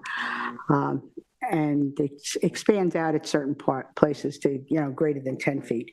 So, with the revegetation and the scenic easement, as I do think that the variance standards itself for the porch and the addition they're middle range, 46 feet and 48 feet. I do think, with the addition of the scenic easement and revegetation, that they meet the standards. I don't think there'll be any detriment to the town or any the neighbors. They seem to be the minimum variance necessary. It's a very small cottage. The original cottage is 1 bedroom. This addition will be adding just 1 bedroom. And so I do think it meets the standards overall and the NRSP standards. I know it could be, planner said it could be moved slightly, but that wasn't a hard fast that it definitely could. And I think the applicants are trying to do the minimum possible in order to just give themselves another bedroom. So I am going to approve this application in its entirety. Thank you. Ed? Yeah. So we go back to our approval of just 2 years ago. And at that time, as was mentioned by Member Berger, the house was suggested would be moved landward, and we would move it back, and that would be a significant approval. At that time, we approved a house that was, what is it? We approved a 2,585 square foot house, but to be moved on that site. Now we're looking for something smaller than that with this addition. I have my doubts about the whole history of moving the house, not moving the house. It was proposed to us. We approved it on the basis the house could be moved and that the movers could come in and get it across what is an existing IA system. Saying that it couldn't be moved was something that I did not particularly believe, and I would have been far more skeptical of this application hadn't been for a couple of other factors. The ADU was added, he said, Mr. Pulley said, to accommodate his daughter to stay in the area, something that, of course, we're a little sympathetic about, but, the house may not be owned by the Pulleys in the future. But nonetheless, what we get on this site now, and this is out of jurisdiction, but nonetheless, on the overall view of this, we have a site that now does have an ADU, and in the town that's struggling to find additional housing, there is additional housing somehow been managed to be on this lot. I think that the points made by the planner are good points. I think that the addition not only could have been moved, it's not just moving it landward, it's moving it a little bit to the north and swinging around with a different design would have helped. But again, it was mentioned by Member Berger, it's 15 feet, and it's not in direct connection with the wetlands, and certainly the wetlands in terms of the shorefront. I do think that the replanting is what gives me a whole different attitude about where I'm headed on this one. I think it's more than just closing down on 10-foot. What you have when you look from their deck of the existing structure now is a fairly large lawn, and they're going to pull back that easement to include some of that lawn. I think that revegetation is a significant improvement in terms of providing a buffer between this developed area and the shorefront and the beachfront down there. I think that's a positive. The easement, of course, is important, and the combination of the replanting and the easement has pushed me into the position of thinking that this is an application that's worthy of serious consideration. I think that when we look at the they move further back from the wetlands. I think in the end, we can talk about one place or another, whether or not we should be allowing this kind of construction there. It was pointed out, it's a small cottage. We're adding 1 bedroom. They mentioned at the hearing that the septic system that's in there was designed to accommodate 6 bedrooms. We're talking about 3 now as a strain on it. It seems like that would be a reasonable request on their behalf. And in the end, I think there's also, you have to ask the question that we ask in this, and that is, does the benefit to the applicant outweigh the potential detriment to the environment? In this case, I think the answer is yes. I think it doesn't, does it outweigh the potential detriment to the environment? I think the answer is yes. I think that with the revegetation and the easement, we're doing something to protect a very sensitive shorefront here. We've also got an agreement from the applicant to go down to a 5-foot pathway to the shoreline, unimproved pathway. I think all of these were positives. I think it got off on the wrong foot, the application, because I think that we had an approval and we see our approval ignored. It was something that made me really seriously want to consider this application on its base level. In the end, I think the vegetation, the easement, and the fact that the ADU, it winds up a long-term plus in this town. I'm going to approve this application in its entirety. Thank you. Jane? Yes, thank you. So we have an interesting application here. As we know, the owners made application only back in 2023 to redevelop the property, retreat that existing smallish house eastward by 75 feet, and to triple the residence in size from 2,580 square feet, plus another 1,200 square feet of decking and porches. Although all of that would have met wetland setbacks. You know, the approval determination was finalized in November 2023, and then according to the property card, within just a few months of that, the applicant submitted the application to the building department to build the two-story structure with the garage and the ADU. And of course, by doing that, it just usurped the building envelope for the larger main residence that had been approved. As we know, the entirety of that 2023 application and its approval was predicated on the intent to and the applicant's agent's assertion at the time of certainty that the house could be moved, the existing house could be moved. So, you know, it's jarring to see that so soon after approval, those plans were shelved. It's jarring to hear at the time the applicant's agent made an assertion about feasibility. It was actually not properly verified.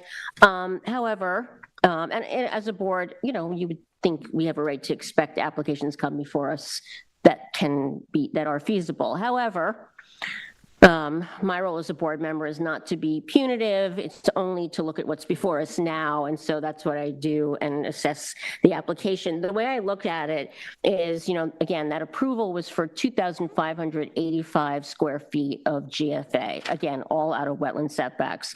The new application, adding 448 square feet, brings the residence to almost 50% smaller than what was approved. And when you add in another 600 square feet of GFA, you know, for the ADU, you get to a total GFA of 1,837 square feet. That's still 750 square feet less than what the board approved.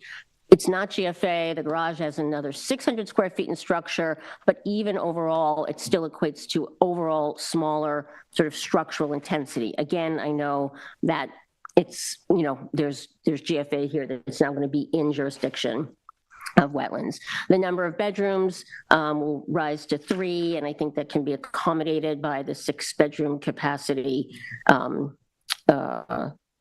septic system that's already been installed. I think the coverages don't increase all that much.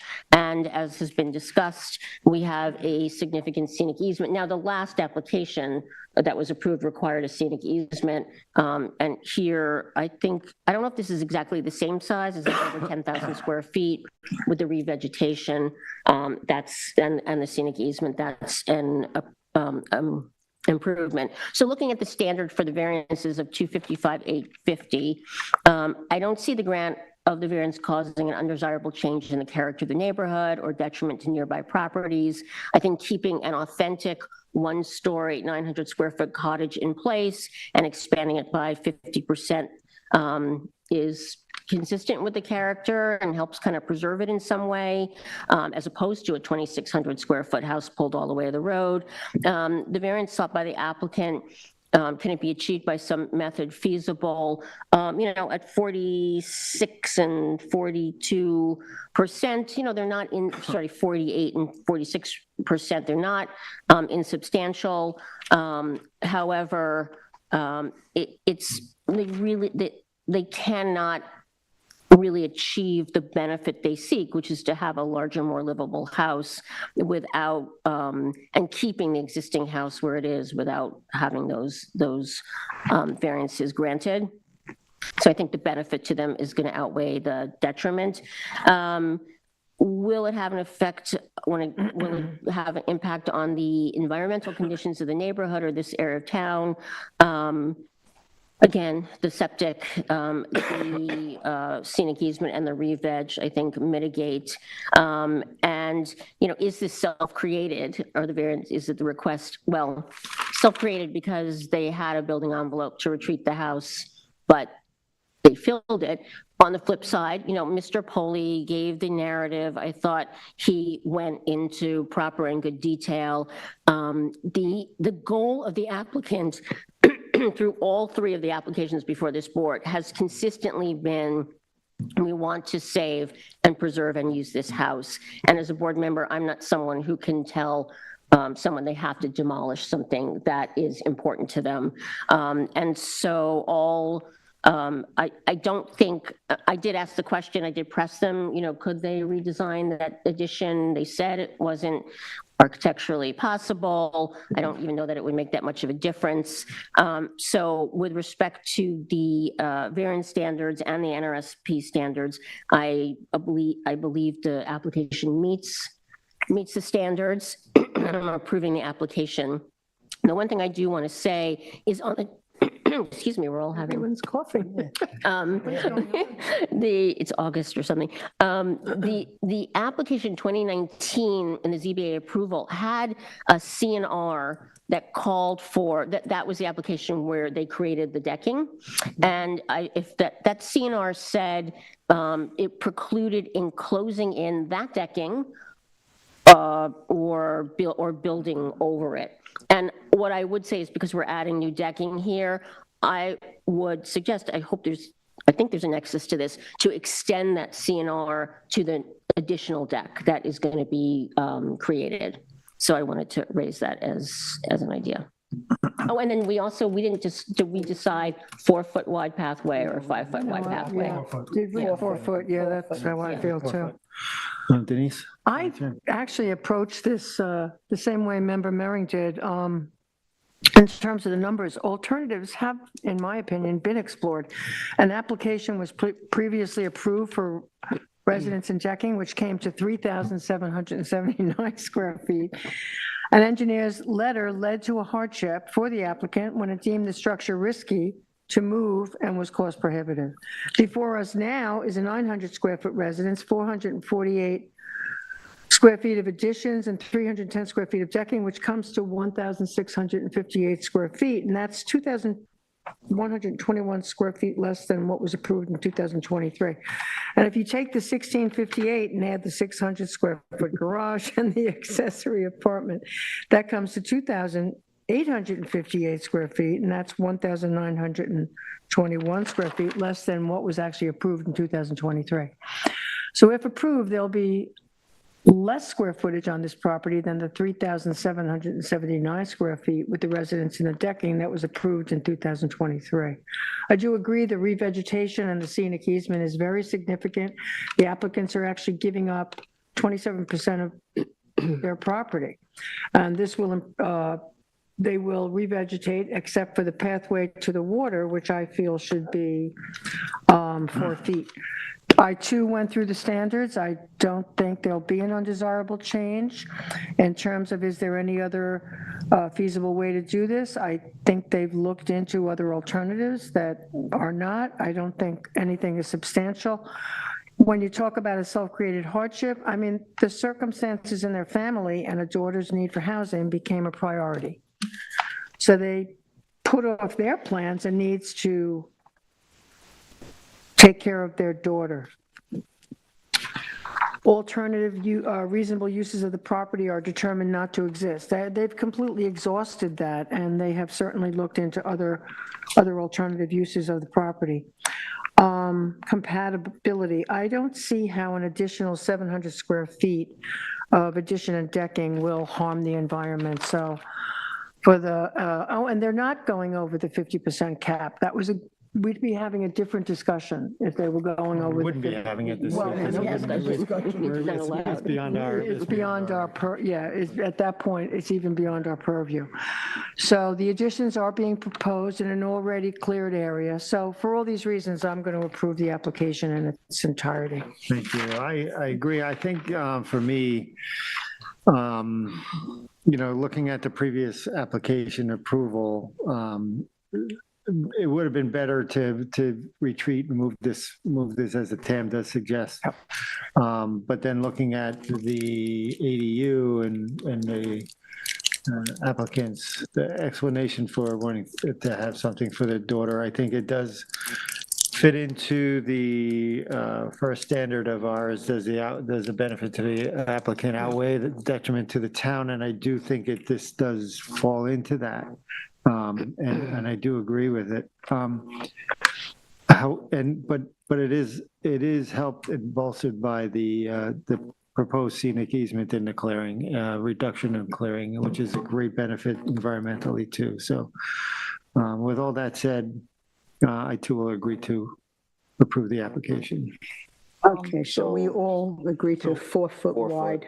4 foot wide. Wide Yeah. path in the. Pathway, Yes. yeah. And then the only other thing And that Jane brought. I like the idea that Jane proposed for the CNR. Yep. Give a similar CNR to what they had in 2018 on the original part of the house. I guess the only reason I would question now what I said is because they've maxed out the GFA of the house, right? Because they've hit the 50% cap. But it still might be, so I guess, would it be redundant to do that? So I don't know, thoughts? Well, even if it's redundant, why not? I think it's a I good idea. don't understand I'm not sure. I just don't know. I agree. I don't, the CNR was for what? Expansion of decks? That they couldn't enclose the porches on, the decks on the other part. And so I'm not That's only when the house was Similar smaller, aware right, of yeah. what that's the original portion of the Right, house. but now that the house is sort of maxed out. worded. So, yeah, so you have the cap Yeah. versus the Right. CNR, or not versus, why can't they both be there? I mean, I don't think that's detrimental to have it there, so. Okay. So to do the CNRs or no? Yeah, Okay. All right. yeah. Okay. Thank you.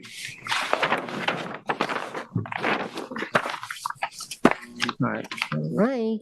yeah, you're going to Stoller. I'll read the number 7. We have to open the record to receive a letter from the county. So with Joseph Macari and Kim Stoller, 20 Bendigo Road, Amagansett, Suffolk Tax Map number 300-152-1-11.3. Can we have a motion to open the public record to accept the letter from South Suffolk County Planning Commission? Yes, I'll make the motion. Joseph Macari and Kim Stoller, 20 Bendigo Road, Amagansett, Suffolk County Tax Map 300-152-1-11.3. I make a motion to reopen the record to accept the letter from the Suffolk County Planning Commission. Thank you. Can we have a motion to close the record? Yes, of course. In the matter of Joseph Macari and Kim Stoller, 20 Bendigo Road, Amagansett, Suffolk County Tax Map 300-152-1-11.3, I make a motion to close the record. Thank you. So I'll read. Do you You want didn't have to vote on it? second it or do anything? Yeah. Do we have? Do we have You want to a vote second? on Sorry. that? Sorry. Thank you. Second on both. Do I have to redo it? Okay, no. All in favor? I'll second. Yeah. I'll second both. I concur Concur. with Sorry. everything. Making up for lost time. Yeah. I didn't- I actually getting to be didn't that time. see the memo, so I don't know if it's relevant to the decision. Is it it was a, There's some points in it that we should talk Okay, about in thank our you, yeah. discussion. So the ultimately, let's see, that's the. That's the other one. Here it is, Roy. It's this one. It's on the screen. okay. Right, so it's not material to, Right. right, okay, thank you. All right. You're going to read the, Terry, do you have? Yeah, another read it mouse into in the there? record. oh, yeah. Do you have another? Oh, let me You see. want a Ricola? So the application, the applicant Joseph Macari and Kim Stoller, 20 Bendigo Road in Amagansett, Suffolk Tax Map number 300-152-1-11.3. The size and location is 506,835 square feet, which is 11.635 acres at 20 Bendigo Road, Amagansett. Now, the description is to construct a 4,373 square foot residence, a 741 square foot attached garage, 1,424 square feet of covered decking, 1,616 square feet of uncovered decking, an outdoor shower, 865 square foot pool with associated pool equipment and fencing, sanitary system, pervious driveway, and to allow clearing and grading on a parcel containing freshwater wetlands, beaches, primary dunes, other dunes, and beach vegetation. The relief sought is a natural resources special permit pursuant to 255-420 and one variance of 13.3 feet from 255-440 of the town code to construct a fence 136.7 feet from the dune crest where 150 feet is required. The zoning district is A5 residence, AE10 flood zone, and the secret class is type 2. Member Meering? Yes, thank you. Okay, so here we have an application for new construction development on one of the 4 large lots that were created by a 1975 subdivision, and this lot, like one other, 2 Bendigo, have still remained undeveloped since that time, although as we know, this board approved the development on 2 Bendigo towards the end of 2024. This parcel was purchased by the applicant in April of 2023. The town makes clear the details of the environmental and natural features, natural resources importance of this site. In addition to the fact that approximately 68% of the subject property consists of freshwater wetlands, and it has about 150 feet of water frontage to Gardner's Bay, the TAM also describes a pretty dazzling array of vegetation across the entire parcel. Most importantly, the TAM notes, quote, the northern portion of the parcel is characterized by nearly pristine secondary dune land and beach vegetation, which extends to the primary dune crest.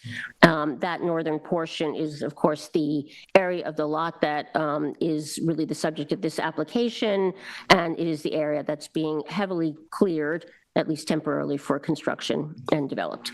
The formal size of the lot, as stated in the TAM and on the application, is 11.635 acres. However, the sort of buildable area, excluding the expansive wetlands, marshes, and the area seaward of the bluff crest, is 2.594 acres. The area between the access road and the CHA line will be very disturbed by the development that is currently in that area, as we know from the TAM and from the field report photos, is vegetated with beach grass as well as an array of protected duneland vegetation. Now, the project has been designed to not need any wetland, bluff crest, or other area variances. The entirety of the development is planned to be landward of the CHA line. All in the project has been designed to conform with required natural resources setbacks and do not require that type of wetland or bluff crest relief. The public hearing was held just last week on July 29th, 2025. Representing the applicant at the hearing was Billy Hajak of Hajak Land Planning. Other counsel to the application, John Tarbett of Tarbett and Lester, was present, but he did not speak. Documents in the public hearing we focused on in particular at the hearing, and those that I relied upon in particular for my deliberations include the survey dated December 6, 2024, as well as another one presented to us at the July 29 hearing dated July 28, 2025. That updated survey made 2 key adjustments to move the fence in a position that eliminated its need for a wetland setback variance. And it revised the temporary during construction clearing down by about 6.6% to 35,734 square feet. And the max allowable clearing on the property is 38,251 square feet. We have plans, site plans, and renderings from architect Bates Mazzy.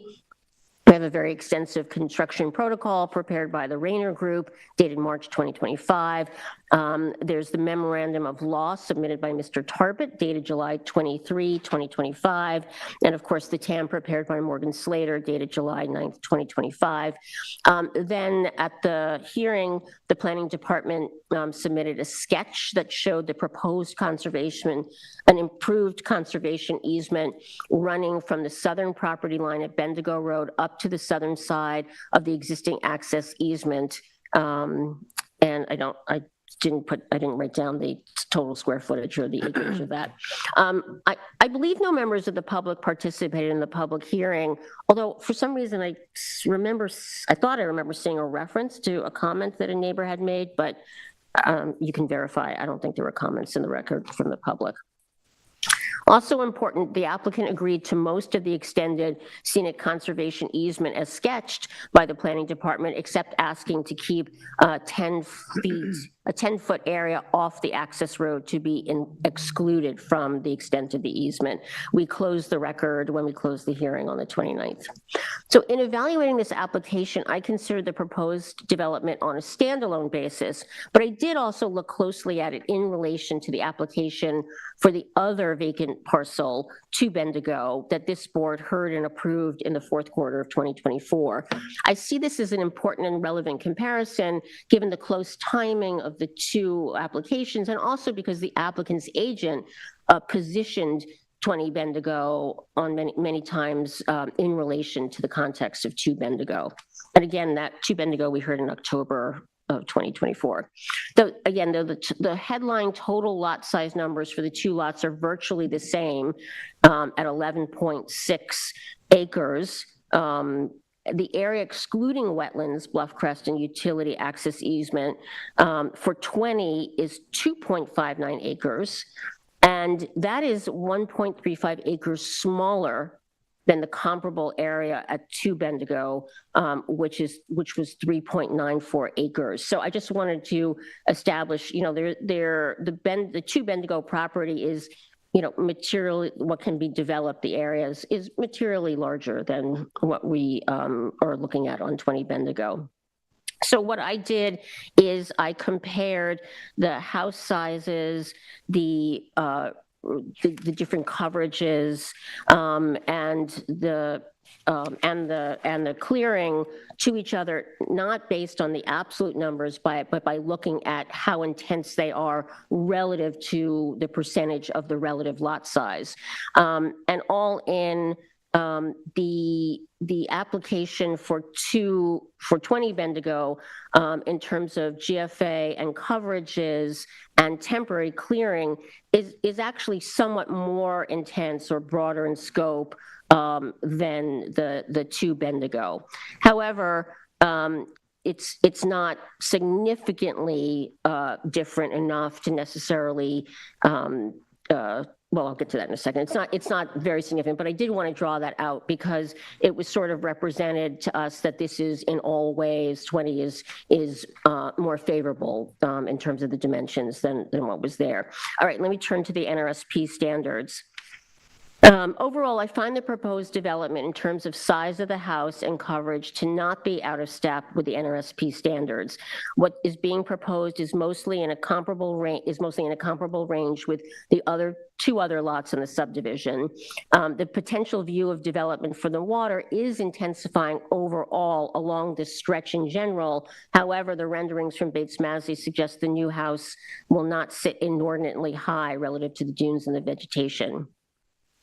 The one element of this application that continues to jump out at me is the 35,734 square feet of temporary clearing. And as I see it, that strains one of the NRSP standards of 255-551D, that structure should not cause protected natural features to be diminished in size, polluted, degraded, or lost, or placed in peril. The 35,734 is nearly 3 times what the final clearing will be, and it represents almost 32% of the lot area, which is much greater than the 16.4 we saw in 2 Bendigo. We vetted this construction-related clearing or temporary clearing pretty well during the hearing. And the applicant did insist that further modification of the temporary clearing is not feasible. They're taking into account the staging of the equipment and things like that. And the applicant also told us that they would not be amenable to reorienting the pool. So I do not have the expertise to second guess the engineer and the architect to make a judgment of what it could or should be. So though it is a concern for me, and it you know, is not a great environment, you know, could have an environmental impact, I don't see it as a basis to deny the application. So all in, I'm approving the NRSP for the application, except I really do believe a more robust vegetation plan should be a condition of approval if that's possible. The current plan is just to revegetate with beach grass only. It's a lot of area. It would seem insufficient for just to be beach grass. I know that Morgan felt it was okay and things would regenerate, but I think it would be important to include a greater variety of the beach vegetation, including woody species in the mix. And as the chair pointed out at the hearing, you know, I think there's also a need to see a plan about how the duneland topography is restored. So that would be, you know, something, I don't know if we can, you know, condition the approval on that, but that's how I see it. Also, it didn't get resolved. Morgan, in answer to my question, said a seaward side easement would be a good thing and would be recommended. The applicant actually never commented on it, so I'll be interested. I don't know if there's a nexus to it at this point, but I'd be interested to see what my fellow board members have to say. Thank you. Terry? Okay, nothing to say. I agree with my fellow board member.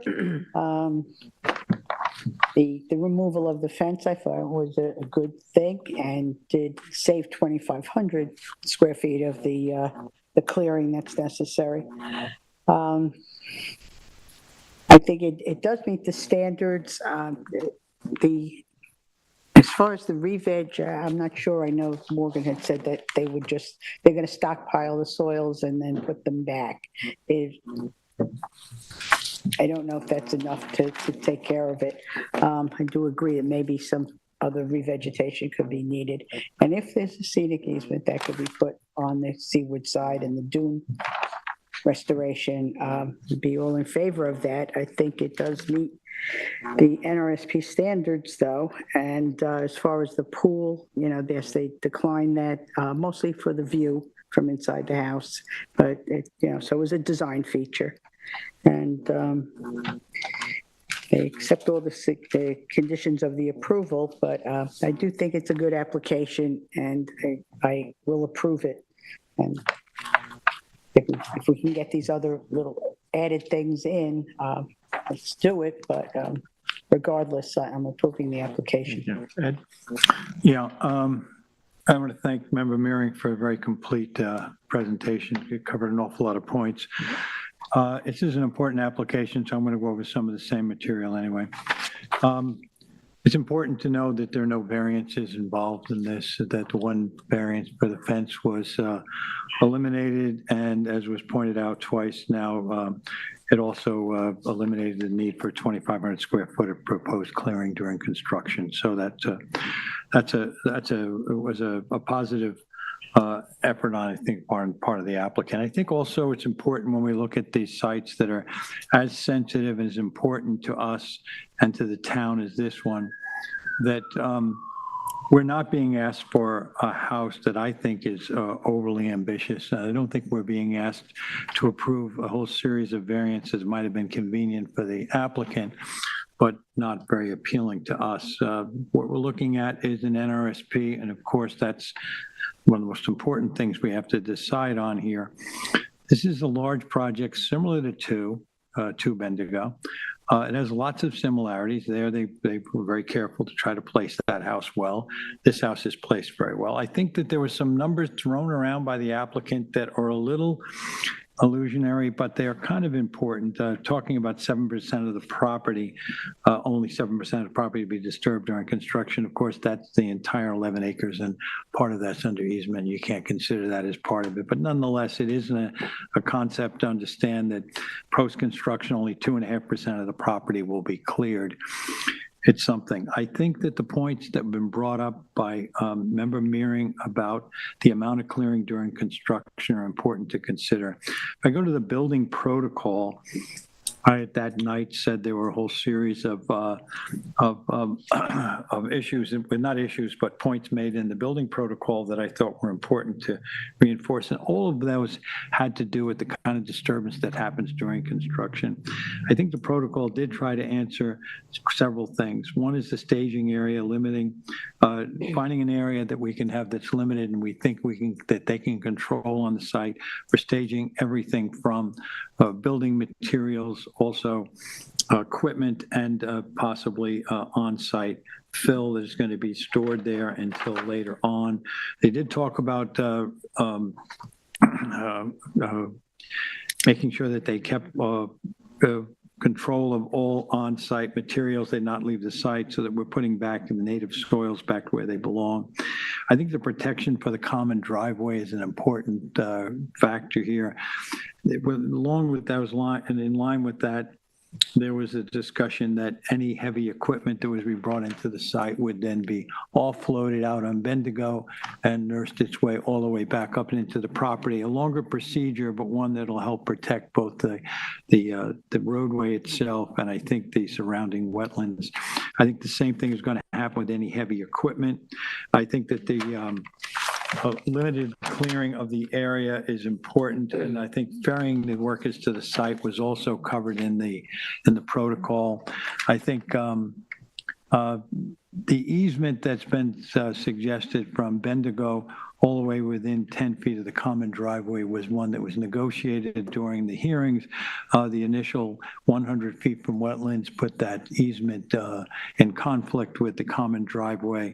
It was suggested, I believe, by the chair that we allow for 10 feet, and that seems very reasonable to me.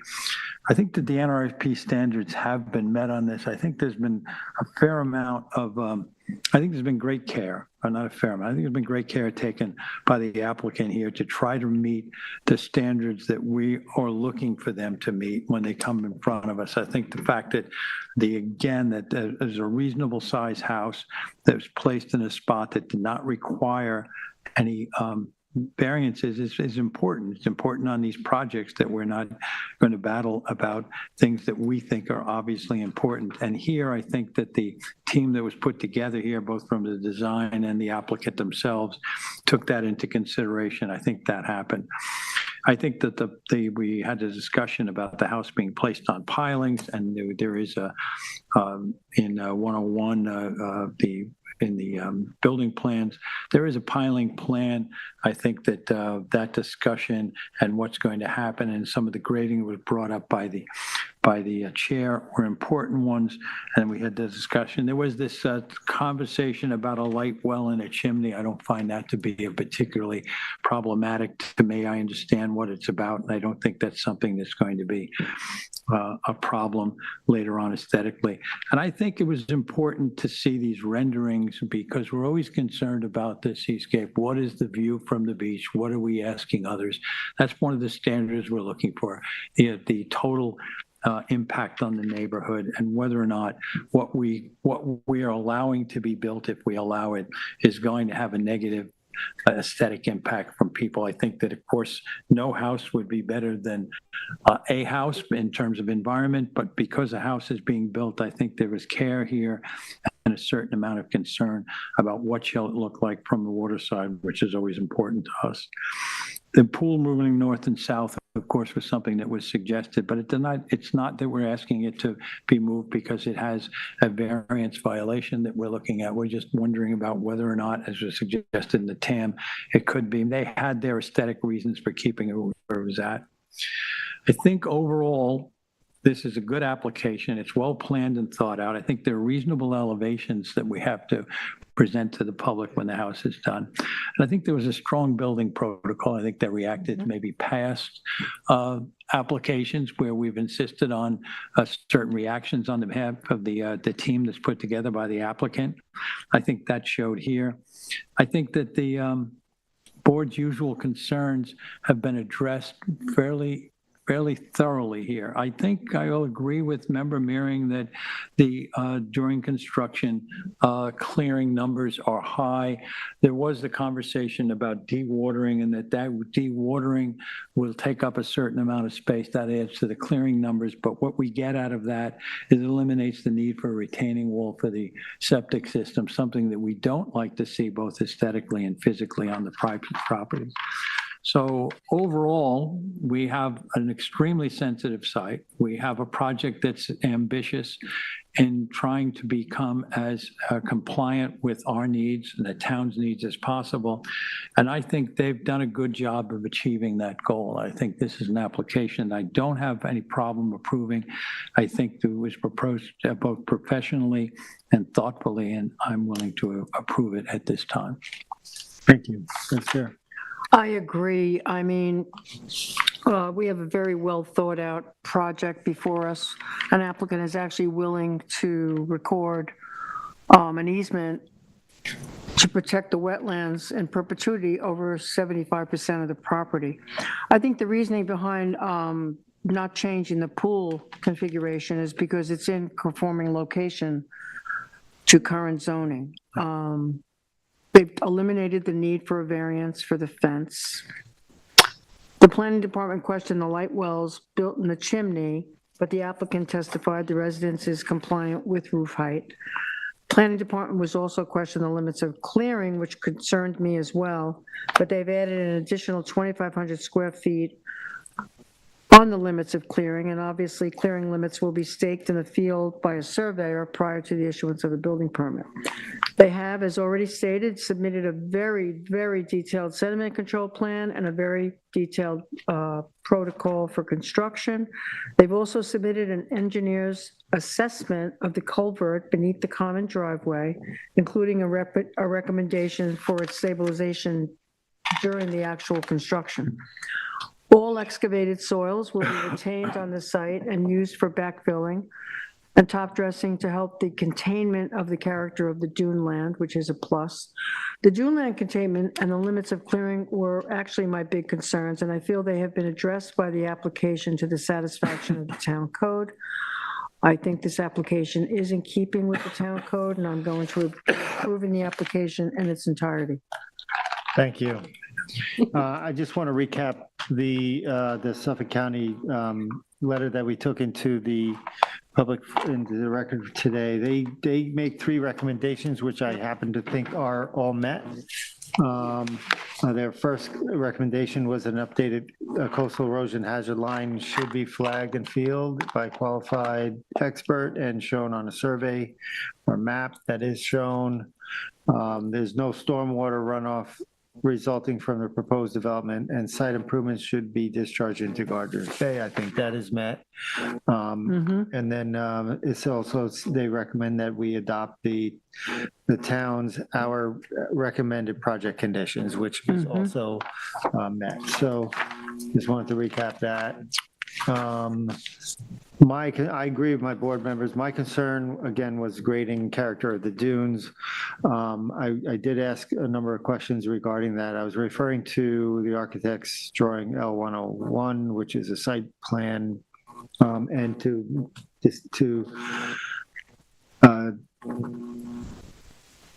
address what you were talking about is having an additional drawing. L101 is a drawing, it's proposed grading. So there's a proposed, and that's what I was trying to get from. Yeah. I appreciate the answer that was given to us because this is a FEMA elevation. The grading around the house is meant to soften that. So in a sense, they're kind of creating that dune land character. So I appreciated their explanation of that, and you can see that they are also trying to see that I talked about this one dune over by the between the outdoor fire pit and all that. So it looks like they are meeting that. All in all, I do think it's a good application. Would approve it. Good, counsel? Yes, so two quick questions. For the scenic easement, is everyone okay with it going to 10 feet away from the common driveway easement? Is that or to the common driveway easement directly? I think I was okay with that. I think, yes, I'm okay with that. Okay with 10-foot space? Yes. And then what about the easement on the water side? The seaward side easement? Yeah, They did not offer any. That was, no, it was kind of was it discussed at It the was beginning? sort of. It was brought- discussed. yeah, It was? We discussed, I brought it up. Okay, I asked Morgan, she indeed said it would be very beneficial. She didn't like sketch it out, but the applicant didn't say no, but they just didn't really answer. It was at the, very sort of the end. So it's in the record.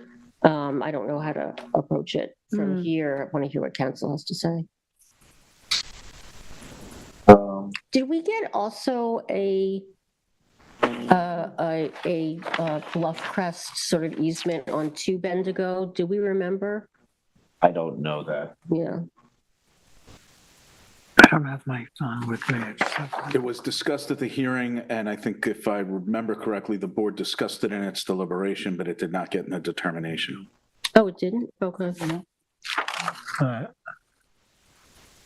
I don't see how, well, I don't know the answer to this, but it would be difficult for them to go and move this. There wouldn't be much they could do there anyway. Excuse me? I mean, there wouldn't be much they could do Right, exactly. That's my- without approvals as it is, Yeah. right. right? I mean, I wanted to raise it again. Obviously, this is the type of thing we should get nailed down, in a public hearing. Yeah. But I just thought I would raise it again. Okay, so Yeah. yeah, all right. Thank you. Thank you. Wow.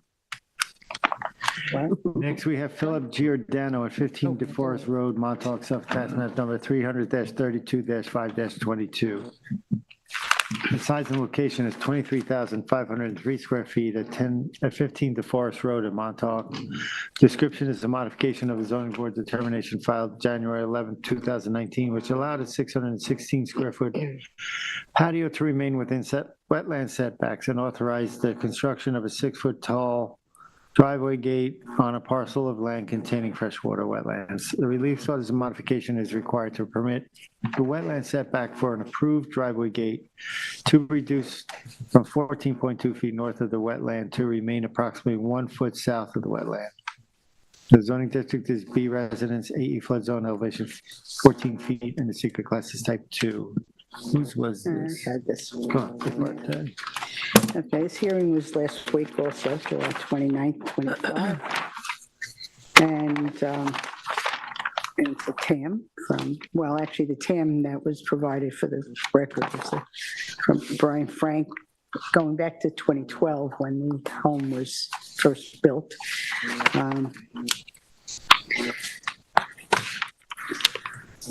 So the house was built at that time. Then there was, during the initial construction, there were some things that were done slightly differently than approved. In 2019, there was a modification, well, there was an application that this board had to allow patio and a 6-foot gate within setbacks of freshwater wetlands. We approved that, and it was approved at a 6-foot gate, 14.2 feet from the wetlands. And the patio work was done. And there was testimony by Brian that said there was a photo from that time frame, 2019, 2020, that actually showed the stake, the sediment control fencing staked out at the location that we had approved. Apparently that didn't happen. The patio was corrected, And somewhere along the way, someone decided, I guess, that that was too far into the property to keep people from parking in their driveway. The whole purpose of this project was to keep cars from doing that, from parking in his driveway. The modification rather came in, Deborah Choron was representing the owner, and they offered to make it a 4-foot fence. And the work was started and done at a location where the posts for the gate are now located 1 foot south of the wetlands, so making it almost 100% variance on that. I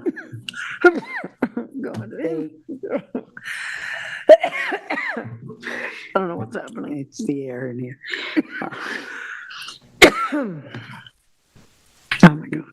Okay, so there was something in a memo that they were led to believe that they could put the gate actually farther south. However, at the hearing that we had, Brian corrected that it would not be allowed because it doesn't meet the standards for safety and emergency vehicles to be able to turn around and maneuver in that area when necessary.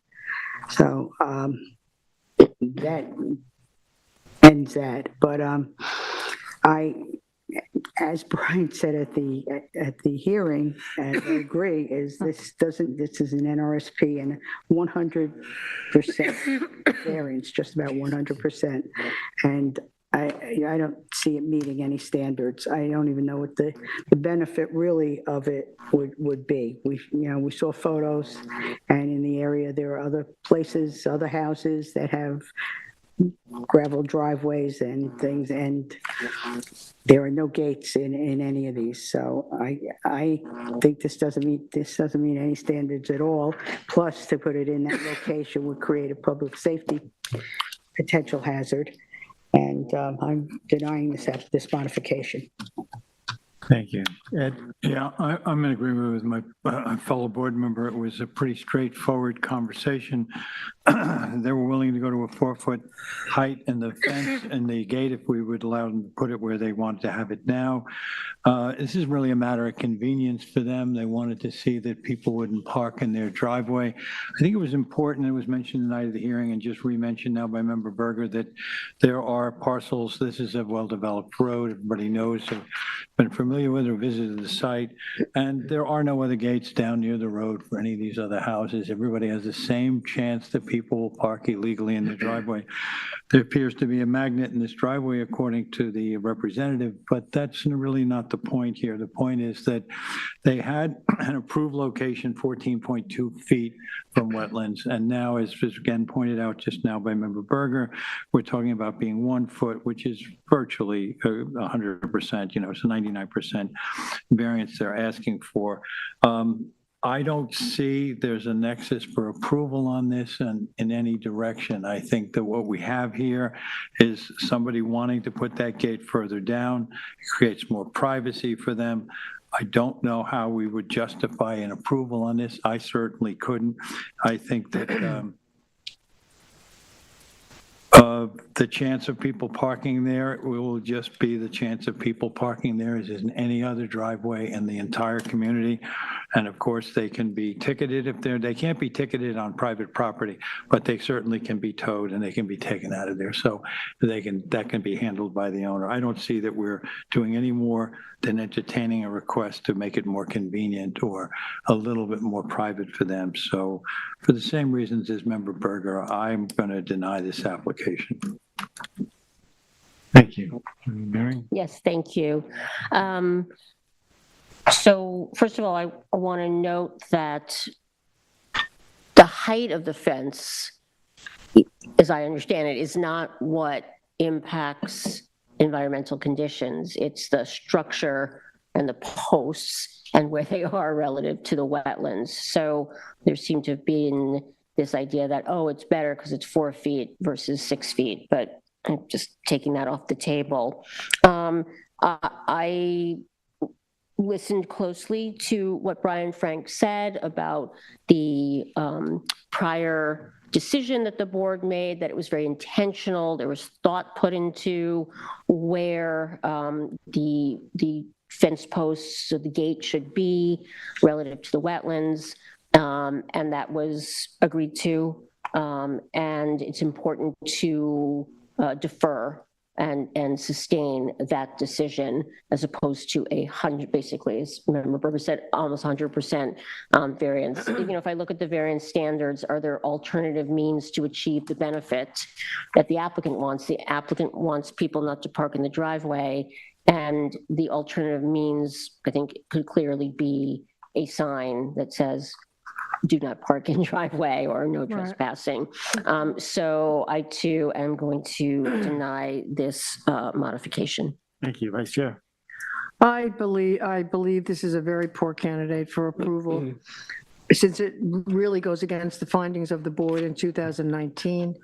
The decision actually read, the board finds that granting the requested variances to allow the existing patio to remain in place and to install the proposed driveway gate will not cause undesirable change to the character of the neighborhood. No neighboring property owner spoke out against the existence of the patio or the installation of the gate. The patio is not visible from the street. The gate is proposed 49 feet off the road in order to mitigate its visual impact to the neighborhood while still preventing beachgoers from driving up his drive to turn around. Applicant also agreed to the limit of height of the gate to be 4 feet instead of 6. So in terms of meeting and addressing the needs of the applicant, the homeowner did agree to the limited height of 4 feet, and the homeowner is the same today. I feel it does not meet the standard. It goes against the standards under 255-1188 regarding emergency vehicles. I think I'll stand behind the board's decision made in 2019. This is a more substantial variance. It will impact the neighborhood, and there are other alternatives. And I feel this is a self-created hardship. There also was mention from the 2019 decision that a condition was to get a DEC permit into the record, and as far as we know, it never was entered into the record. So I do not think this meets the standard for grant of the requested relief, and I'm denying the application. Thank you. I too fail to see a nexus for approval on this application for three various reasons. I question the attorney for the applicant on this as far as applying, how do we apply our balancing test to this application? The three reasons are we have a board decision that's already made that has scrutinized this application, this fence location or gate location. It also turns out in discussing the height of the gate that the reason it's allowed to be 6 foot where it is because it was within the front yard setbacks. And is it a give going down to 4 feet? No, because if you moved any lot closer outside of the front yard setbacks, the code is 4 feet. So it's really not a give back or a mitigation, if you will. So with the board's decision, which we must give deference to, we have the wetlands, which are part of that board's decision as to how they came up with the location of the gate. And thirdly, I don't find that the reasoning for putting the gate where they're proposing it now rises to the level of offsetting those two. So I just don't think they met the standards for approval of this application. We good, counsel? Yes.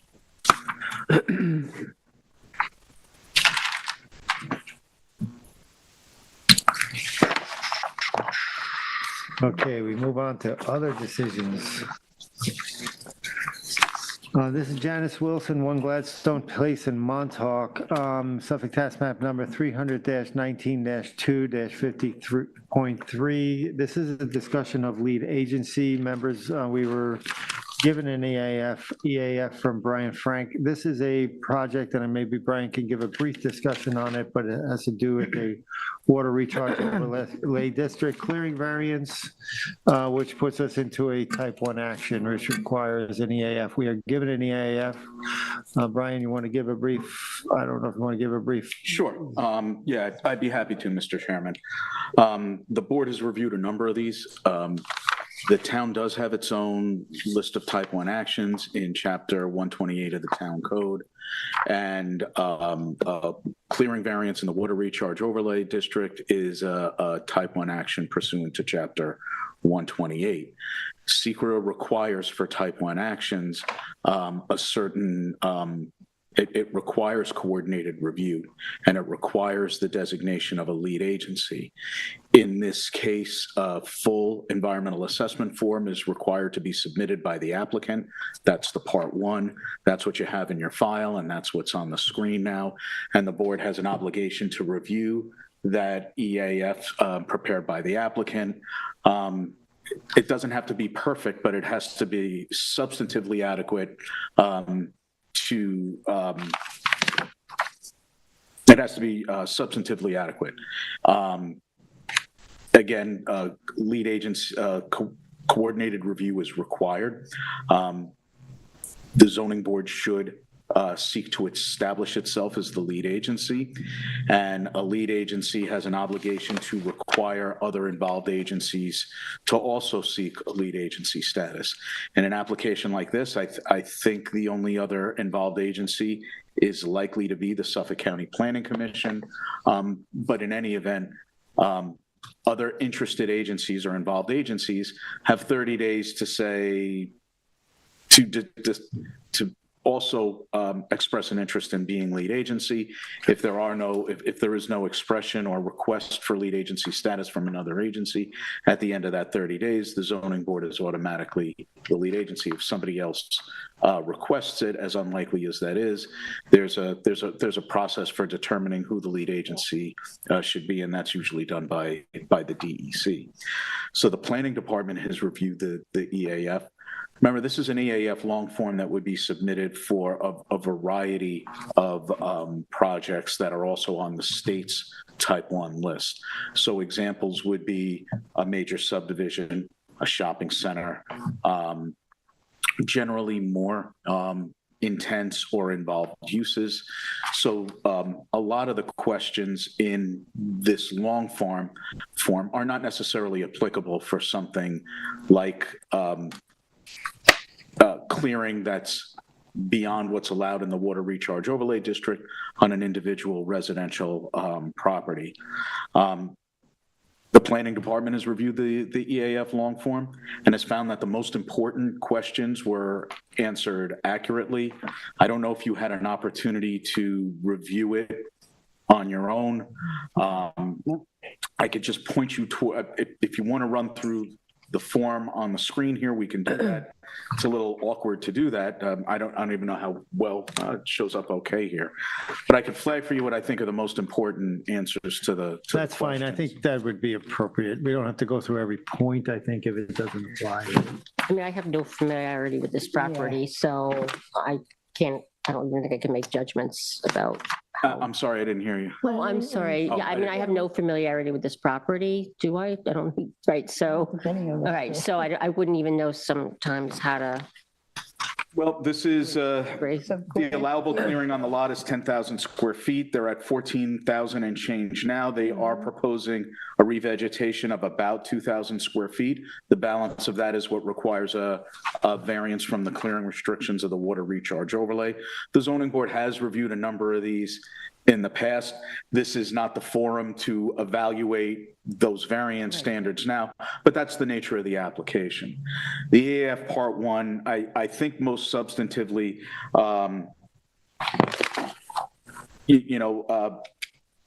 there's a little bit of a slight contradiction here. In the adopted land use plan, there is a mistake where it checks that, it says no, does the jurisdiction have a comprehensive plan? Obviously the town does, but another question within that same question about land use plans, they answered yes to when they're being asked about local or regional special planning district, and they correctly identify the water recharge overlay district. Later in the form, yeah, I can get to it if you want. They correctly identify the water recharge overlay district as a critical environmental area. Under zoning, which is the next question here, is the site of the proposed action located in a municipality with an adopted zoning law or ordinance? And if yes, what's that classification and the applicability of the overlay district?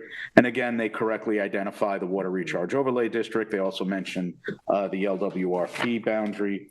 And then again, I think the only other question that is really relevant is the property's presence in a critical environmental area, which the water recharge overlay district is part of. Again, a lot of the questions here are, about energy consumption, noise, lighting, increased consumption of water, production of liquid wastes, stormwater and other runoff concerns, questions related to hardscape, and a lot of those are not applicable. So the planning department would respectfully offer that the EAF Part 1 is adequate for the purposes of this application, for the board to identify it as a type 1 action and assert itself as the lead agency. And that's the decision that we are making, that is that we are designated as type 1 and lead agency. We are not making a decision on pos deck or neg deck. Is correct? Yeah, correct. Okay. Board members, I believe we've had an opportunity to review it. Is there any questions on I this? didn't really. Yeah, I looked at it this review the whole afternoon, thing, no. No. and the no's are not relevant to We your request. Can we have a motion then to identify this as a type 1 action and to request lead agency for this application? You want me to do that? Yeah. Okay.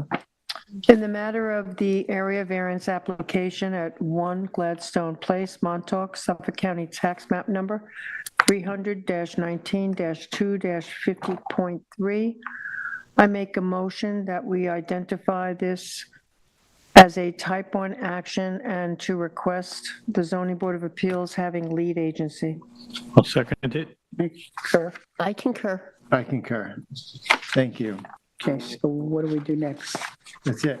Then I think a letter goes out, Now a letter, out to other agencies 30 days to and see if saying they that we want wish, lead we agency. wish See to if there's any take lead competition. agency and see what happens. And there's a certain amount of time before they can 30 reply. days, right? I think it's 30 days. Next, we have 376 Bleecker Street LLC at 78 Seaside, Montauk, Suffolk Tax Street, map number 300-32-7-32.1. It's a modification of a 2022 determination. Sorry, I just need a minute to get to the most recent plans. If you remember, this application was on Seaside Avenue. I'm just going to show you start with the survey that you approved.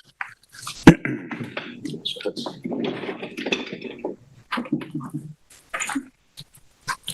We're almost there, board member.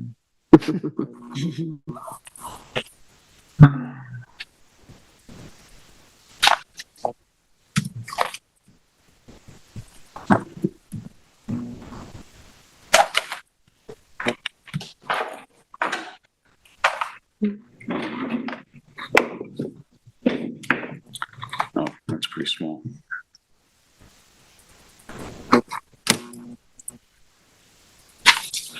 So this is 78 Seaside Avenue. There was a one-story house along the southern property boundary that was proposed for demolition. Oh, goodness.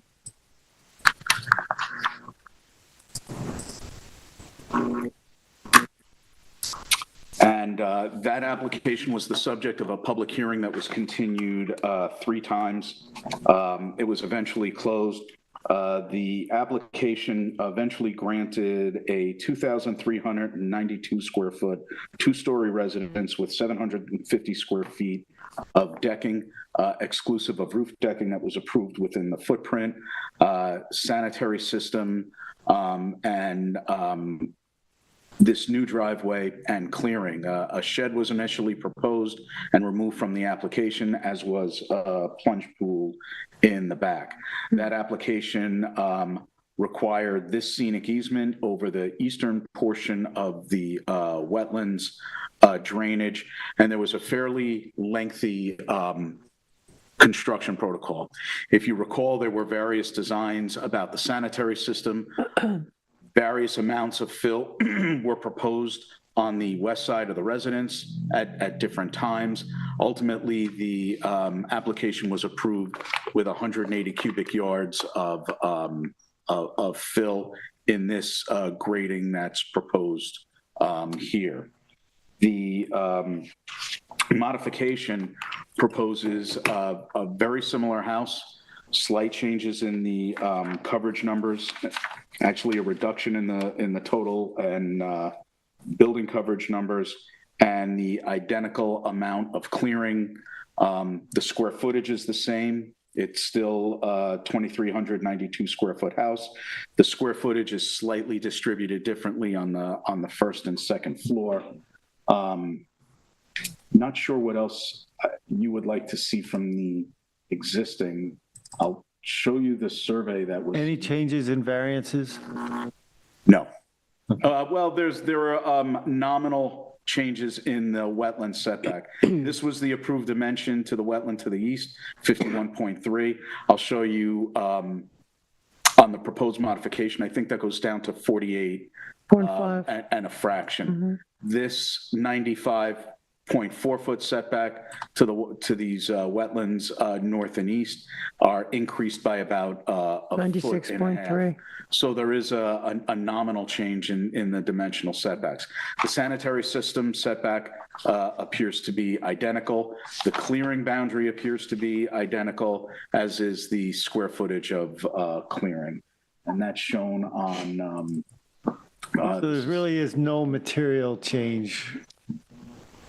It's a design change in the architecture. Yeah, it's an architectural design change. Basically, all parameters are basically met. Is that right, Brian? Yeah, that is correct. So here, this number where it was 51 is 48.5. This number went from 95 and change to 96.3. Just to show you the building plans that were, the sanitary system is the same sanitary system design, same size on-site wastewater treatment, same hydro action model, same location. The grading appears identical. The proposed quantity of fill is identical. The most substantive difference that the planning department identified was the original residence was proposed on a slab. This residence is proposed on a piling on structural framing. And there's not a lot of detail about the depth of penetration of this new foundation. On the elevation plans, there's just not a lot of detail about how deep they're going. And considering the scrutiny that went into the original application, it may make sense to get that detail. I've spoken to the agent about getting some of that detail, but I did want to get it on your agenda this evening to see if you had questions about it, if there were other concerns that you wanted the applicant to address, and let me know. And So I mean, Did we get a memo on it? Yeah, I don't. You want to see it? I have it right here. I mean, Where did I I miss think it? that I don't have it. what you're suggesting, getting the more information that you would request, I think is probably a good start. And I apologize, I didn't get you the memo until yesterday, so if you haven't had a chance to review it Yeah. and you want more time to... We could table this. Yeah, let's table it till next week. Thank you. Yes. I'd like to. Let's do that. That's, I had hoped to get it to you on Friday. That's the new design, that's the new, that you This have up is there? correct. It's like all is that all glass? Just out of curiosity, is that what I'm looking at, all windows? It's glass, yes. Is this house visible from neighbors or any? To a certain extent, I would say yes, because the vegetation is kind of,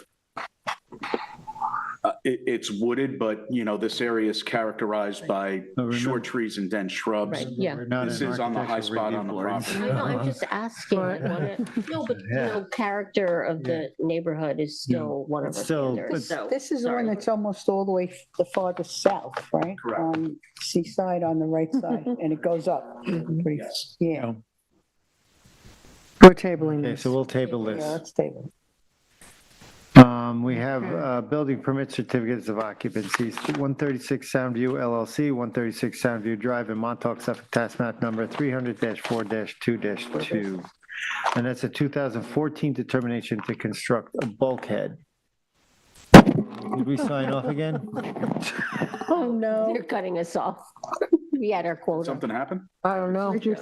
Oh, no, that was me. Oh, okay. Oh, boy. I hope it was me. What do they go for a C of O, Brian? They're in for a C of O. So what happened, this was a property that got a permit to build a bulkhead and a rock revetment in front of the house in 2014. Some things with the contractor didn't go properly. Actually, the bulkhead was constructed without a building permit. And the applicant has been working to rectify that both with the town and the DEC since then. The planning department has reviewed the board's approved determination and the as-built conditions. And the bulkhead is pretty much consistent with the board's determination. There is a wooden retaining wall on top of the bulkhead and a fence at the edge of the bulkhead. That is not that substantive. They had a DEC order on consent that required them to lower the height of the retaining wall. Right now, it is about 1.5 feet higher than the wall that the board originally approved. I don't know that that's really a substantive difference now, or the fence for that matter. This is probably one of the better photos of what's there. The planning department is generally satisfied with the conditions. It's not an exact match to the zoning board's determination. And whenever that occurs, we kind of bring these to you and let you be the final arbiter of the conditions of your own permit. But the location hasn't changed, just the The detail. location hasn't changed. Just to give you a little the bit of height, background, right? because I The realized height in is changed. 2014, I don't think anybody was on the board then. This was the section view. This is the profile of the bulkhead that the board approved. There are boulders in front that are buried, apparently. They are subsurface. The top of the bulkhead elevation was 12 feet. And I believe the height now is 13.5. And it should have been 12, Yes. so it's over, yeah.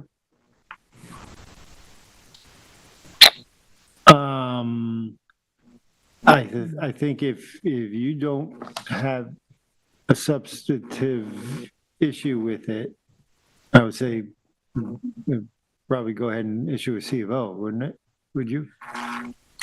The planning department doesn't have any objection to the board finding that the as-built conditions satisfy the conditions of approval. But it wouldn't need a modification to the decision in terms of, I'm just thinking I think if process. we say that, I think in a perfect world, maybe, because it is a little bit different than what was approved. But I think if the board is satisfied, then, that's what we would tell the building department. This is just for the bulkhead. This doesn't have anything to do with the improvements around the house or other structural improvements.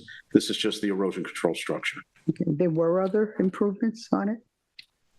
There was some patio that was built without a permit. They removed that. They're not going to seek variances for that. Okay. Can I just ask Brian, just Yeah, from my knowledge, because I'm not as familiar with the bulkhead applications, to make the bulkhead comply with what the board had approved, that would be a very significant amount of, I just want to understand what the, It could be, you know, I couldn't say that the DEC order of consent did require 2 5-inch by 11-inch wide boards be removed. So they did lower the height of the top of the wall by 10 inches so far. I can't tell you what the benefit would be of lowering it another 10 inches. Okay. Do we need a motion on this or just a direct? I don't know. You can make a motion to issue a CO. Doesn't hurt to make a motion. All right, can we have a motion then? This isn't on my survey. I can make the motion if you want. Yeah. And therefore, I make a motion of at 136 Soundview LLC at 136 Soundview Drive in Montauk, Suffolk Tax Map number 300-4-2-2 to approve the 2014 determination for a C of O. Second. Concur. concur. Thank you. We have an extension of time, Beverly Bartfield at 31 Rayhan Avenue in Montauk, Suffolk Tax Map number 300-31-1-27. Real briefly, what was the date of the original application approval? I mean, determination? 2020. 2020, right? Yeah. So it's relatively new. Oh, so this is like their first or second extension of time? They haven't started the work yet, right? I didn't review this extension. I'm not. Yeah, this was at the pre-meeting. It's an extension of a time. I would say it's an extension of time of a very recent thing, so I think we can. This is on Rehan. They have indicated that, no, they have not started. They have not started the I work think yet. we can entertain a Scroll up motion. again, I just want to see it. Yes, your name's on it. Oh, the determination. Oh, I thought there was a diagram, okay. There it is, all right. Can't get out of this one. How good I was. Can we have a motion or extension of I'll time? make a motion. Make a motion, yes, I make a motion for Beverly Bartfield at 31 Rehan Avenue in Montauk, tax map 300-31-1-27 to approve an extension of time. You second it? Concur. I concur. Concur. Thank you. We have the draft minutes of Tuesday, July 29th. Yeah, I'll make a motion for the draft, to approve the draft minutes for the East Hampton Town Zoning Board of Appeals for Tuesday, July 29th, 2025. I'll second it. I'll concur. I What concur. time is it? Vice Chair, you concur? Yes. I gotta get out of this room. Vice Chair, I would like to make a motion to adjourn the zoning board meeting of August 5th at 9:50 PM. Second. Concur. I'm not sure. No, I concur. Not sure. thank you. I want to stay.